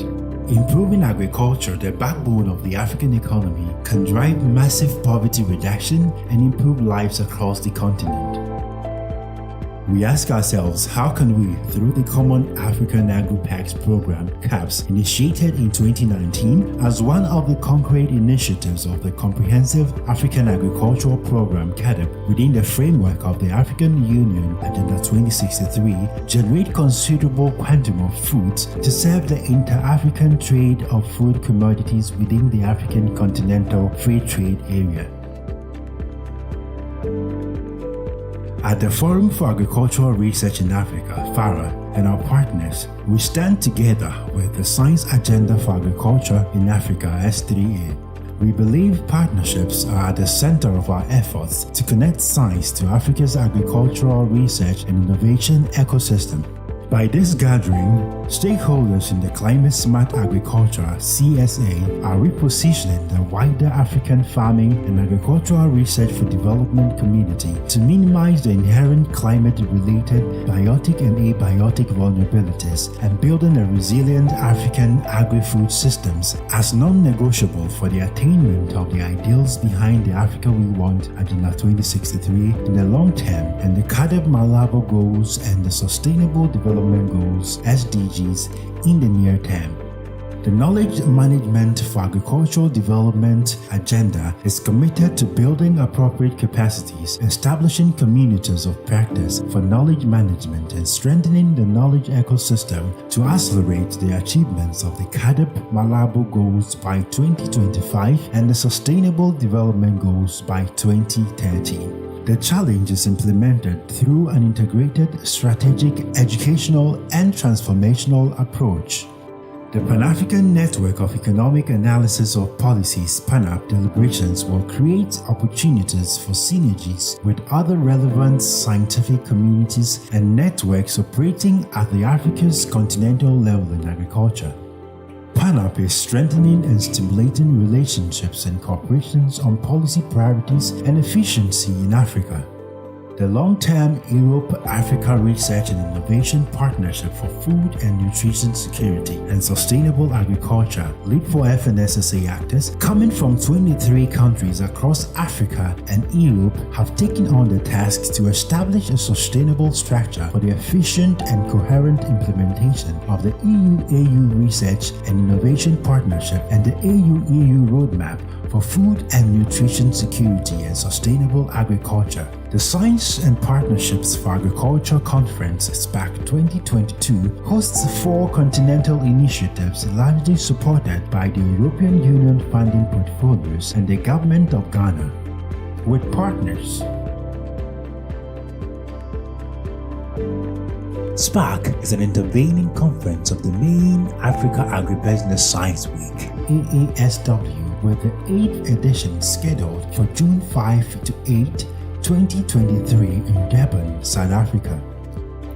Now, most things except agriculture can wait.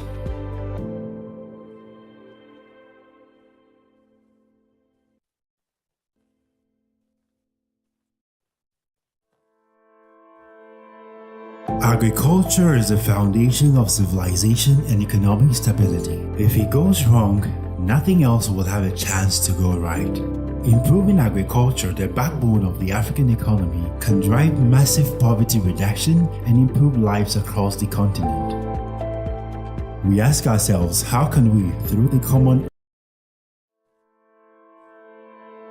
Agriculture is the foundation of civilization and economic stability. If it goes wrong, nothing else will have a chance to go right.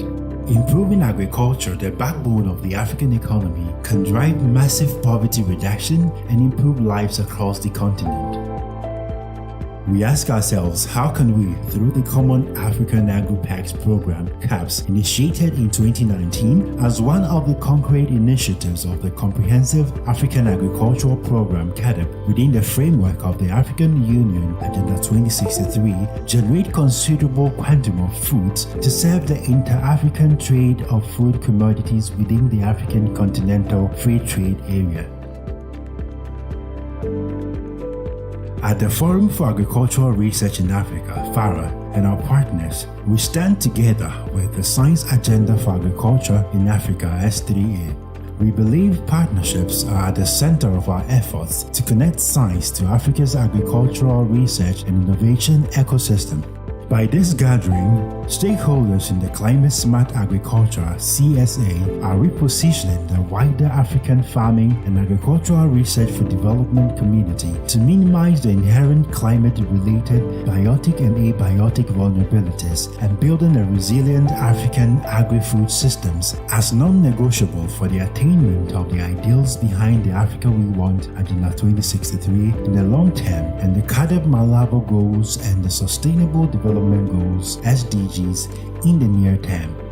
The Knowledge Management for Agricultural Development Agenda is committed to building appropriate capacities, establishing communities of practice for knowledge management, and strengthening the knowledge ecosystem to accelerate the achievements of the CADP Malabo Goals by 2025 and the Sustainable Development Goals by 2030. The challenge is implemented through an integrated, strategic, educational, and transformational approach.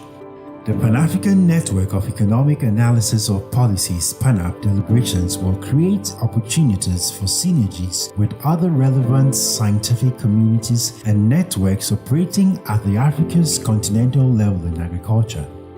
PANAP is strengthening and stimulating relationships and cooperations on policy priorities and efficiency in Africa.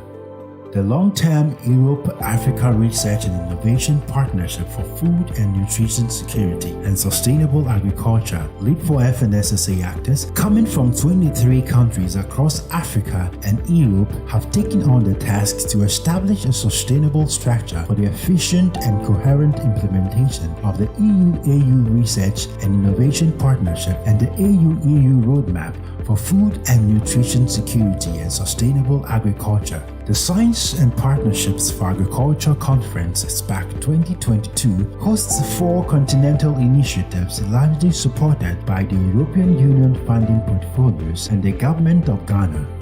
With partners, SPAC is an intervening conference of the main Africa Agribusiness Science Week, AASW, with the 8th edition scheduled for June 5 to 8, 2023 in Durban, South Africa. Now, most things except agriculture can wait.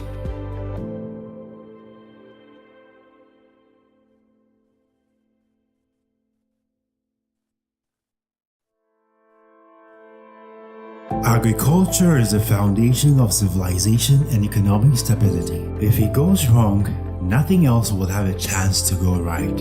Improving agriculture, the backbone of the African economy, can drive massive poverty reduction and improve lives across the continent. We ask ourselves, how can we, through the Common African Agri-PACS program, CAPS, initiated in 2019 as one of the concrete initiatives of the Comprehensive African Agricultural Program, CADP, within the framework of the African Union Agenda 2063, generate considerable quantum of foods to serve the inter-African trade of food commodities within the African Continental Free Trade Area. At the Forum for Agricultural Research in Africa, FARA, and our partners, we stand together with the Science Agenda for Agriculture in Africa, S3A. We believe partnerships are at the center of our efforts to connect science to Africa's agricultural research and innovation ecosystem. By this gathering, stakeholders in the Climate Smart Agriculture (CSA) are repositioning the wider African farming and agricultural research for development community to minimize the inherent climate-related biotic and abiotic vulnerabilities and building a resilient African agri-food systems as non-negotiable for the attainment of the ideals behind the Africa we want Agenda 2063 in the long term and the CAADP Malabo goals and the Sustainable Development Goals (SDGs) in the Maybe near we need to term. wake up a little bit. The Knowledge Can we ask Management for everybody to stand Agricultural up? Development Agenda is committed to building appropriate capacities, establishing communities of practice for knowledge management, and strengthening the knowledge ecosystem to accelerate the achievements of the CAADP Malabo goals by 2025 and the Sustainable Development Goals by 2030. The challenge is implemented through an integrated, strategic, educational, and transformational approach. The Pan-African Network of Economic Analysis We're just of waking up. Policies, We know you've had coffee Integrations, to will try and wake create up, but maybe we need the opportunities body for to wake up. synergies with other relevant scientific communities and You ready to networks talk now? operating at the Africa's continental level in agriculture.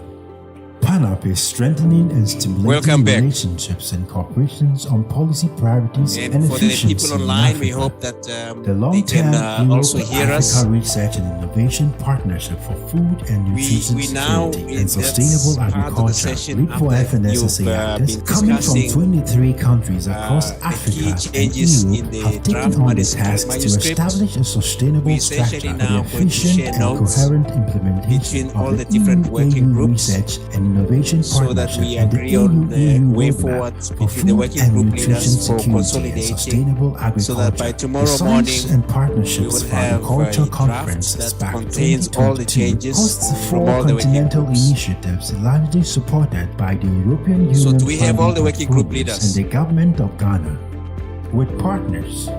Okay.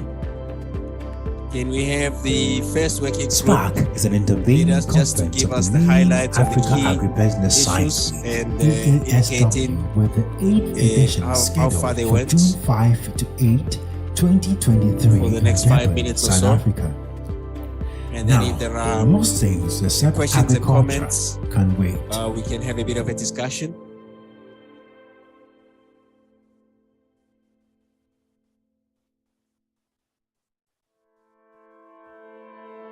Agriculture is the foundation of civilization and economic stability. If it goes wrong,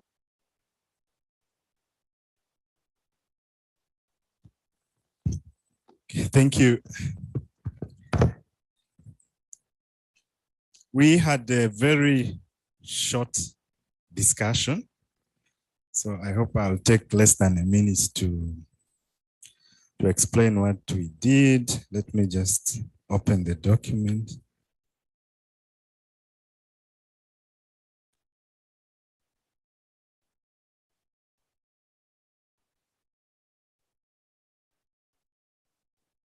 Okay, so we had a short discussion first to identify the changes that we needed to make that are relevant to the section of functions and services. And then we also noted that there were a number of comments that we felt were not fitting in the section of functions and services. So for those which were not relevant to this to the functions and services, we listed them and forwarded to Patricia and Helef for noting and sharing with other working groups that are handling those sections. So I'll mention the changes that we made. I'll not go comment by comment again, but just to highlight what we did. First was on the strategic statement, because we presented them as a background, though they were not really supposed to be our focus. we took note and put as a footnote that a consultative process at different geographic levels will have to be done to align the visions and missions of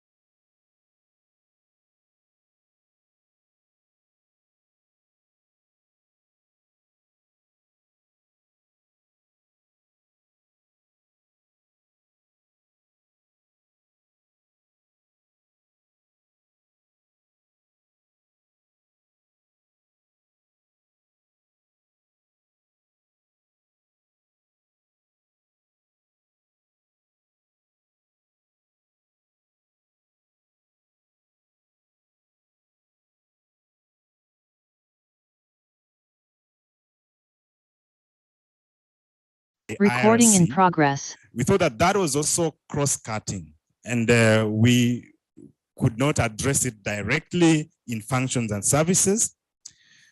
And then monetizing the value from the knowledge management system.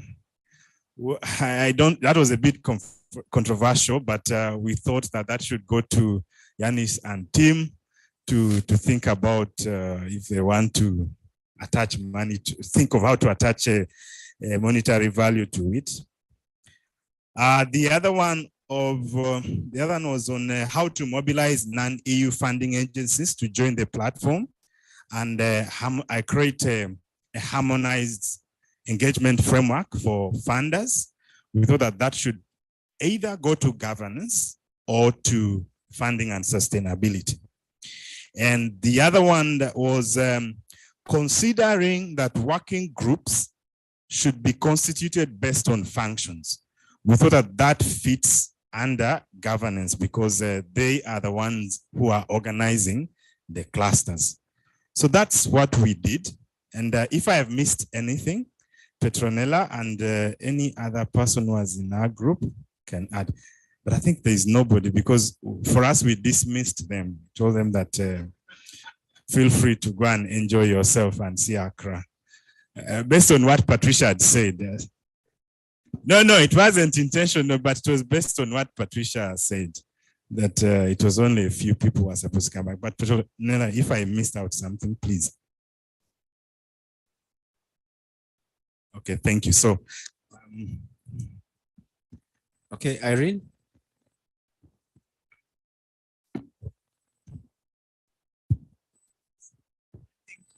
Thank you very much. This is quite useful interrogation of that section. And of course, the inputs you've made on the strategic statements would go to that working group on the strategic statements. I wanted to ask a question on the point you make that there should be alignment of the IRC vision with the national or actually the visions of the different members. I'm wondering why. Why do you think that's an important process that the IRC should undertake? So that's my first question. Then the value add, you also made a point that what you presented, which was quite interesting and useful. You said it should be probably presented under 3. Is it to be done as the premise upon which you discuss the functions and services, or why do you make that suggestion? So the suggestion of including that is fine, but where should it be? Should it not be where the value proposition is, under 2, instead of coming under 3? Then under 3.1, you also said the document is silent on IP management, but you don't know where it should be put, but definitely it shouldn't come under functions and services. But what about the IP? What is it that you think is relevant? Is it training people on IP issues, making them aware? What is it? It depends on what you want to do about the IP issue. Then maybe it may be helpful for us to know where that will be. You made 2 other suggestions which I missed in terms of creating something on funders and then constituting, so the last 2 points. It wasn't clear at all what you were trying to suggest.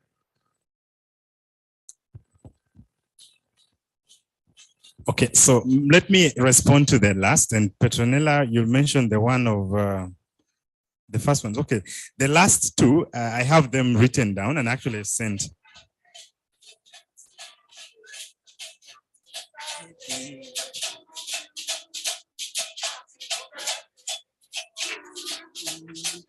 Happy birthday, happy birthday, happy birthday to you.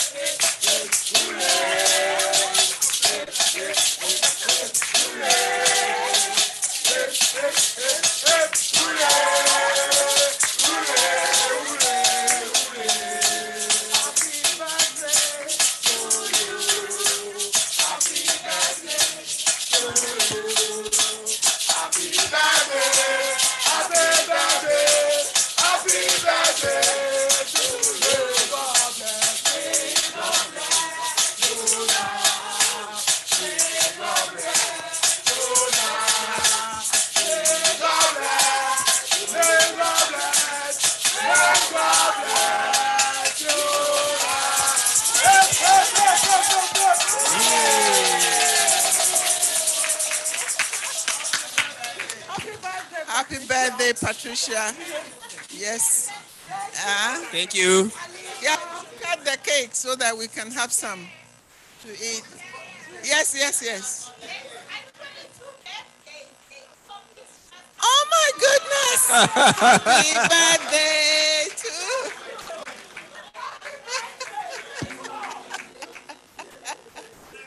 Please join us.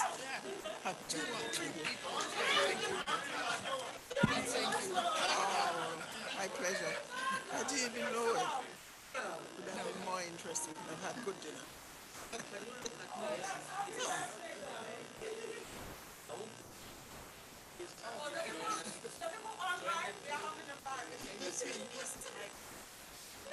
Wow. So maybe we do the cutting of the cake. Hey, where is the photographer? Yeah. You cut the cake together.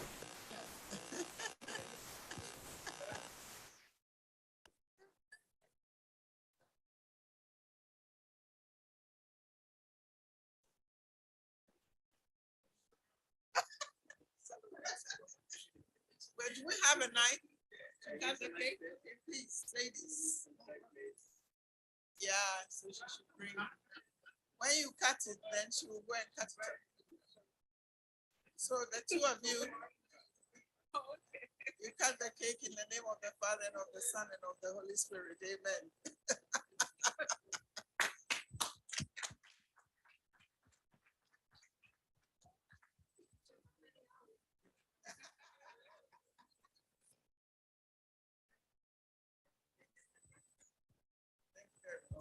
Okay, thank you.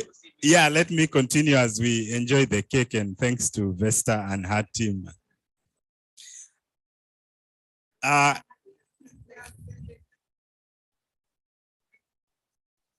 The last two things that I mentioned,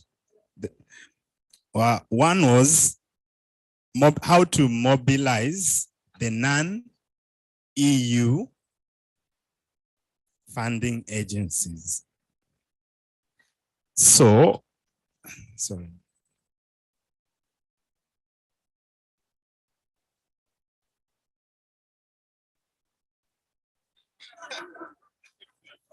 No, I can't.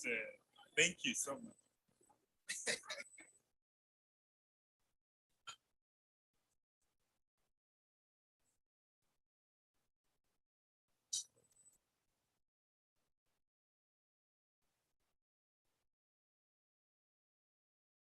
So that was the first.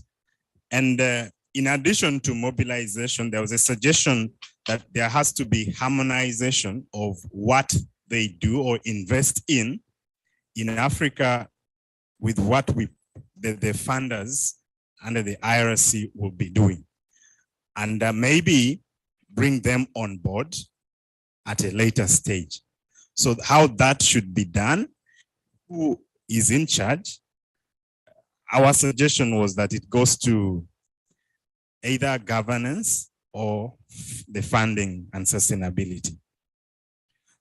Yes, then the second, the other one was, which we considered should go to governance and subject to their acceptance, is organizing or using functions as the first clustering criteria. I don't know, Stephanie, if you got it. Then the one of intellectual property management. The thinking or the discussion was around the already generated intellectual property, because our understanding was that we are not going to generate, even if it is funded, I mean, generated from the funded projects, maybe there'll be rules governing that will be defined. But what of the one that we are collecting, let's say through the knowledge management system, how will it be managed? And specifically in the case of publicly funded research. Petronella, let me see if I missed out something. Oh, alignment of vision and missions, why it should happen. Our discussion also, I think first it came from it was a comment or a concern. And we felt that if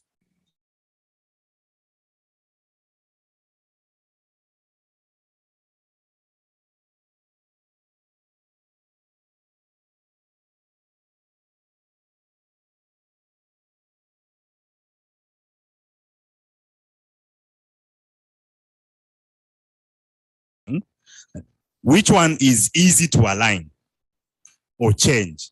So the ones of members, the answer was that the ones for members are fixed already.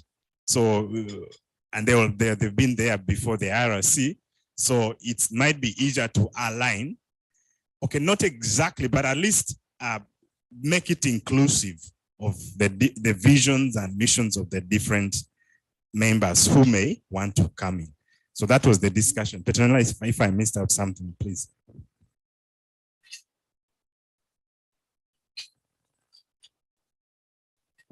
Okay, so with regards to the issue of alignment, what we did was we made a footnote in the document that we recognize that the IRC vision and mission might not align with that of members of national bodies as well as regional bodies. But what we said is if a consultative process is followed in terms of the prioritization, the institutions, they give input into a process that feeds into the national priorities, and then that gives input into a process that feeds into the regional priorities. What we anticipate is that through that consultative process, what you then get as the IRC, priorities as well as the vision and the mission should align with what is coming from that bottom-up process. And so that's a response to the concern that came about yesterday. And then with regards to the intellectual property, what we realized is that during the course of sharing information, it's possible that there might be some intellectual property implications. That is why we feel strongly that going forward, this is an issue that needs to be at least mentioned within the final document for the IRC, how we then give guidance in terms of how we would treat that. Thanks. One last one which I missed was where we put the value proposition. Yes, we put it in 2, not 3.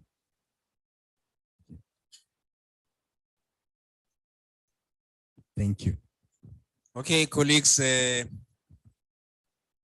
know you're eating, so we'll give them congratulations later. Can we release them? Now you can go and eat your cake. One more question.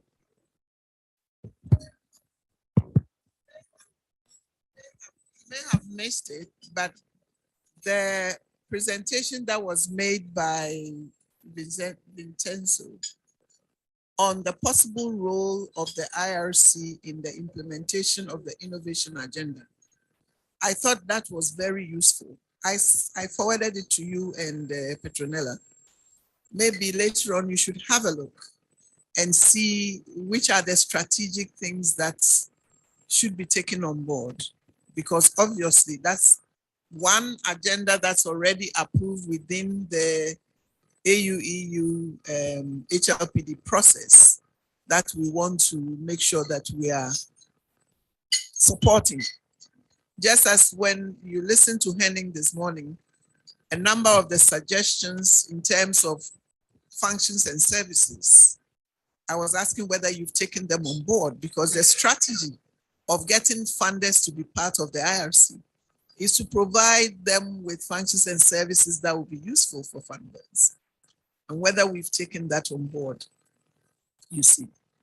In the document, we can just make a sentence to link them, but ultimately, I think those are 2 big things that I think we should take on board. So there's still additional things, a few things that need to be considered here and there by the working group leaders and the coordination. Can we now move on to the group 2, which is on governance and coordination?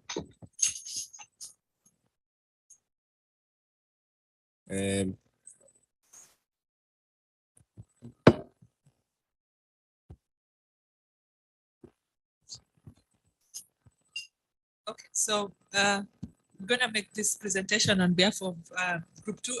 Stephanie, I was still looking for you. Okay, so Stephanie can help because we also didn't finish the task. I think the time was too short, or we over discussed certain aspects of the governance. So the first thing I think what we did is at the point of introduction, we removed a sentence that we found was a bit repetitive because you could find it in other sections of the document. So we went straight ahead and started with the sentence that the IRC is a forum for public and private actors, practitioners. So continue the rest of the sentence as is. What we removed was the introduction of starting by saying it's a platform for R&I actors and practitioners. So that is more grammatic and removing repetition. Then when we went on, at the point of governance, we had no big issues or big discussions around the aspects around decision making, where that was tasked to the General Assembly. The council made up of representative of a limited number of the IRC members. That was not an issue. But then when we came to the working groups, I think the biggest challenge there was distinguishing between the working groups and clusters. And I think my group went into great details in trying to differentiate that. And because when we looked at the organogram, clusters themselves are not indicated as one of the organs, one of the bodies within the governance structure. So what we settled for was indicate that working groups, so we removed the previous statement which started by thematic and regional clusters in bracket. So we went straight ahead and started with working groups that provides the operational arm and enables inclusive participation of the IRC members. Then a new sentence which was added onto that phrase was that the working groups will work through a clustering approach, whether thematic or regional, which will be defined by the members. Then we went on to the rest of the document, what we're in agreement on, and I think Stephanie said that at the beginning, our organogram looks a bit static. So given time and probably after the launch is to try and find a way of presenting it in a way that the relationships are clearer, the additional issues about how the working groups link to the secretariat would be better represented, but then just to make it more representative of what we see as a picture representation of what the organs will stand to do. Then when we moved on to the section that now specifically outlines the strategic guidance of the IRC and starts with the General Assembly, the main point of discussion was around the appointments. So our first sentence, which we altered, read like this. That is the General Assembly. So it appoints council and council chairs with due consideration being given to the diversity of the constituency, for example, gender or geographical balance between the African and European regions. I think the point of contention is when we included just two balances, the gender and the geographical, there might be other considerations that might be taken into account, such as age or youth or any other diversity that needs to be included. So we needed to leave that open in that statement in terms of tasks. Then in terms of appointment, now this is where we really had a longer discussion around the appointments. The GA would appoint the ESC members, and the final agreed statement was co-heads, which is one from each region being Africa and Europe, of the Secretariat. Now the big discussion around the Secretariat was this, that the IRC will have one Secretariat but should have two heads, one from Africa and the other one from Europe.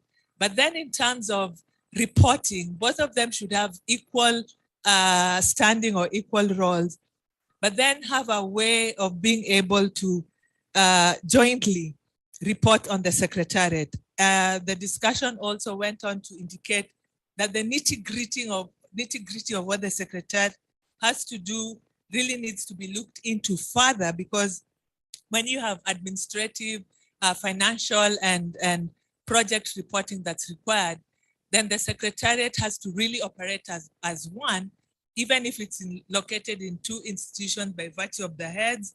Then something we didn't have clarity about is what happens in a transition. I think the consensus was the transition period has to be long enough to enable the heads of the Secretariat and the Secretariat as a whole to function.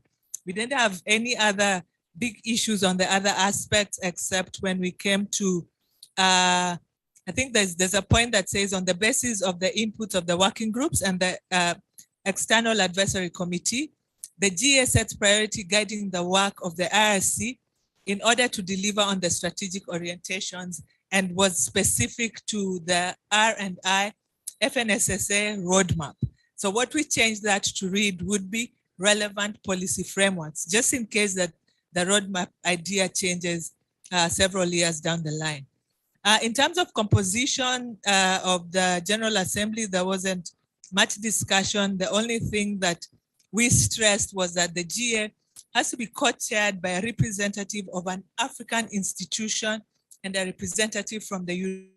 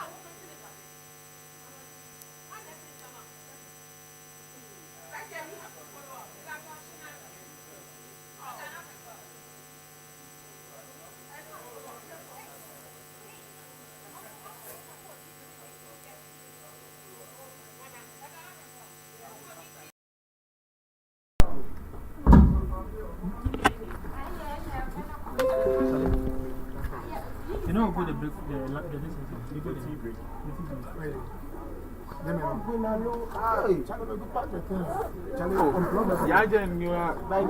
Five tea break. Oh, one before you start, one before you go to the take everything.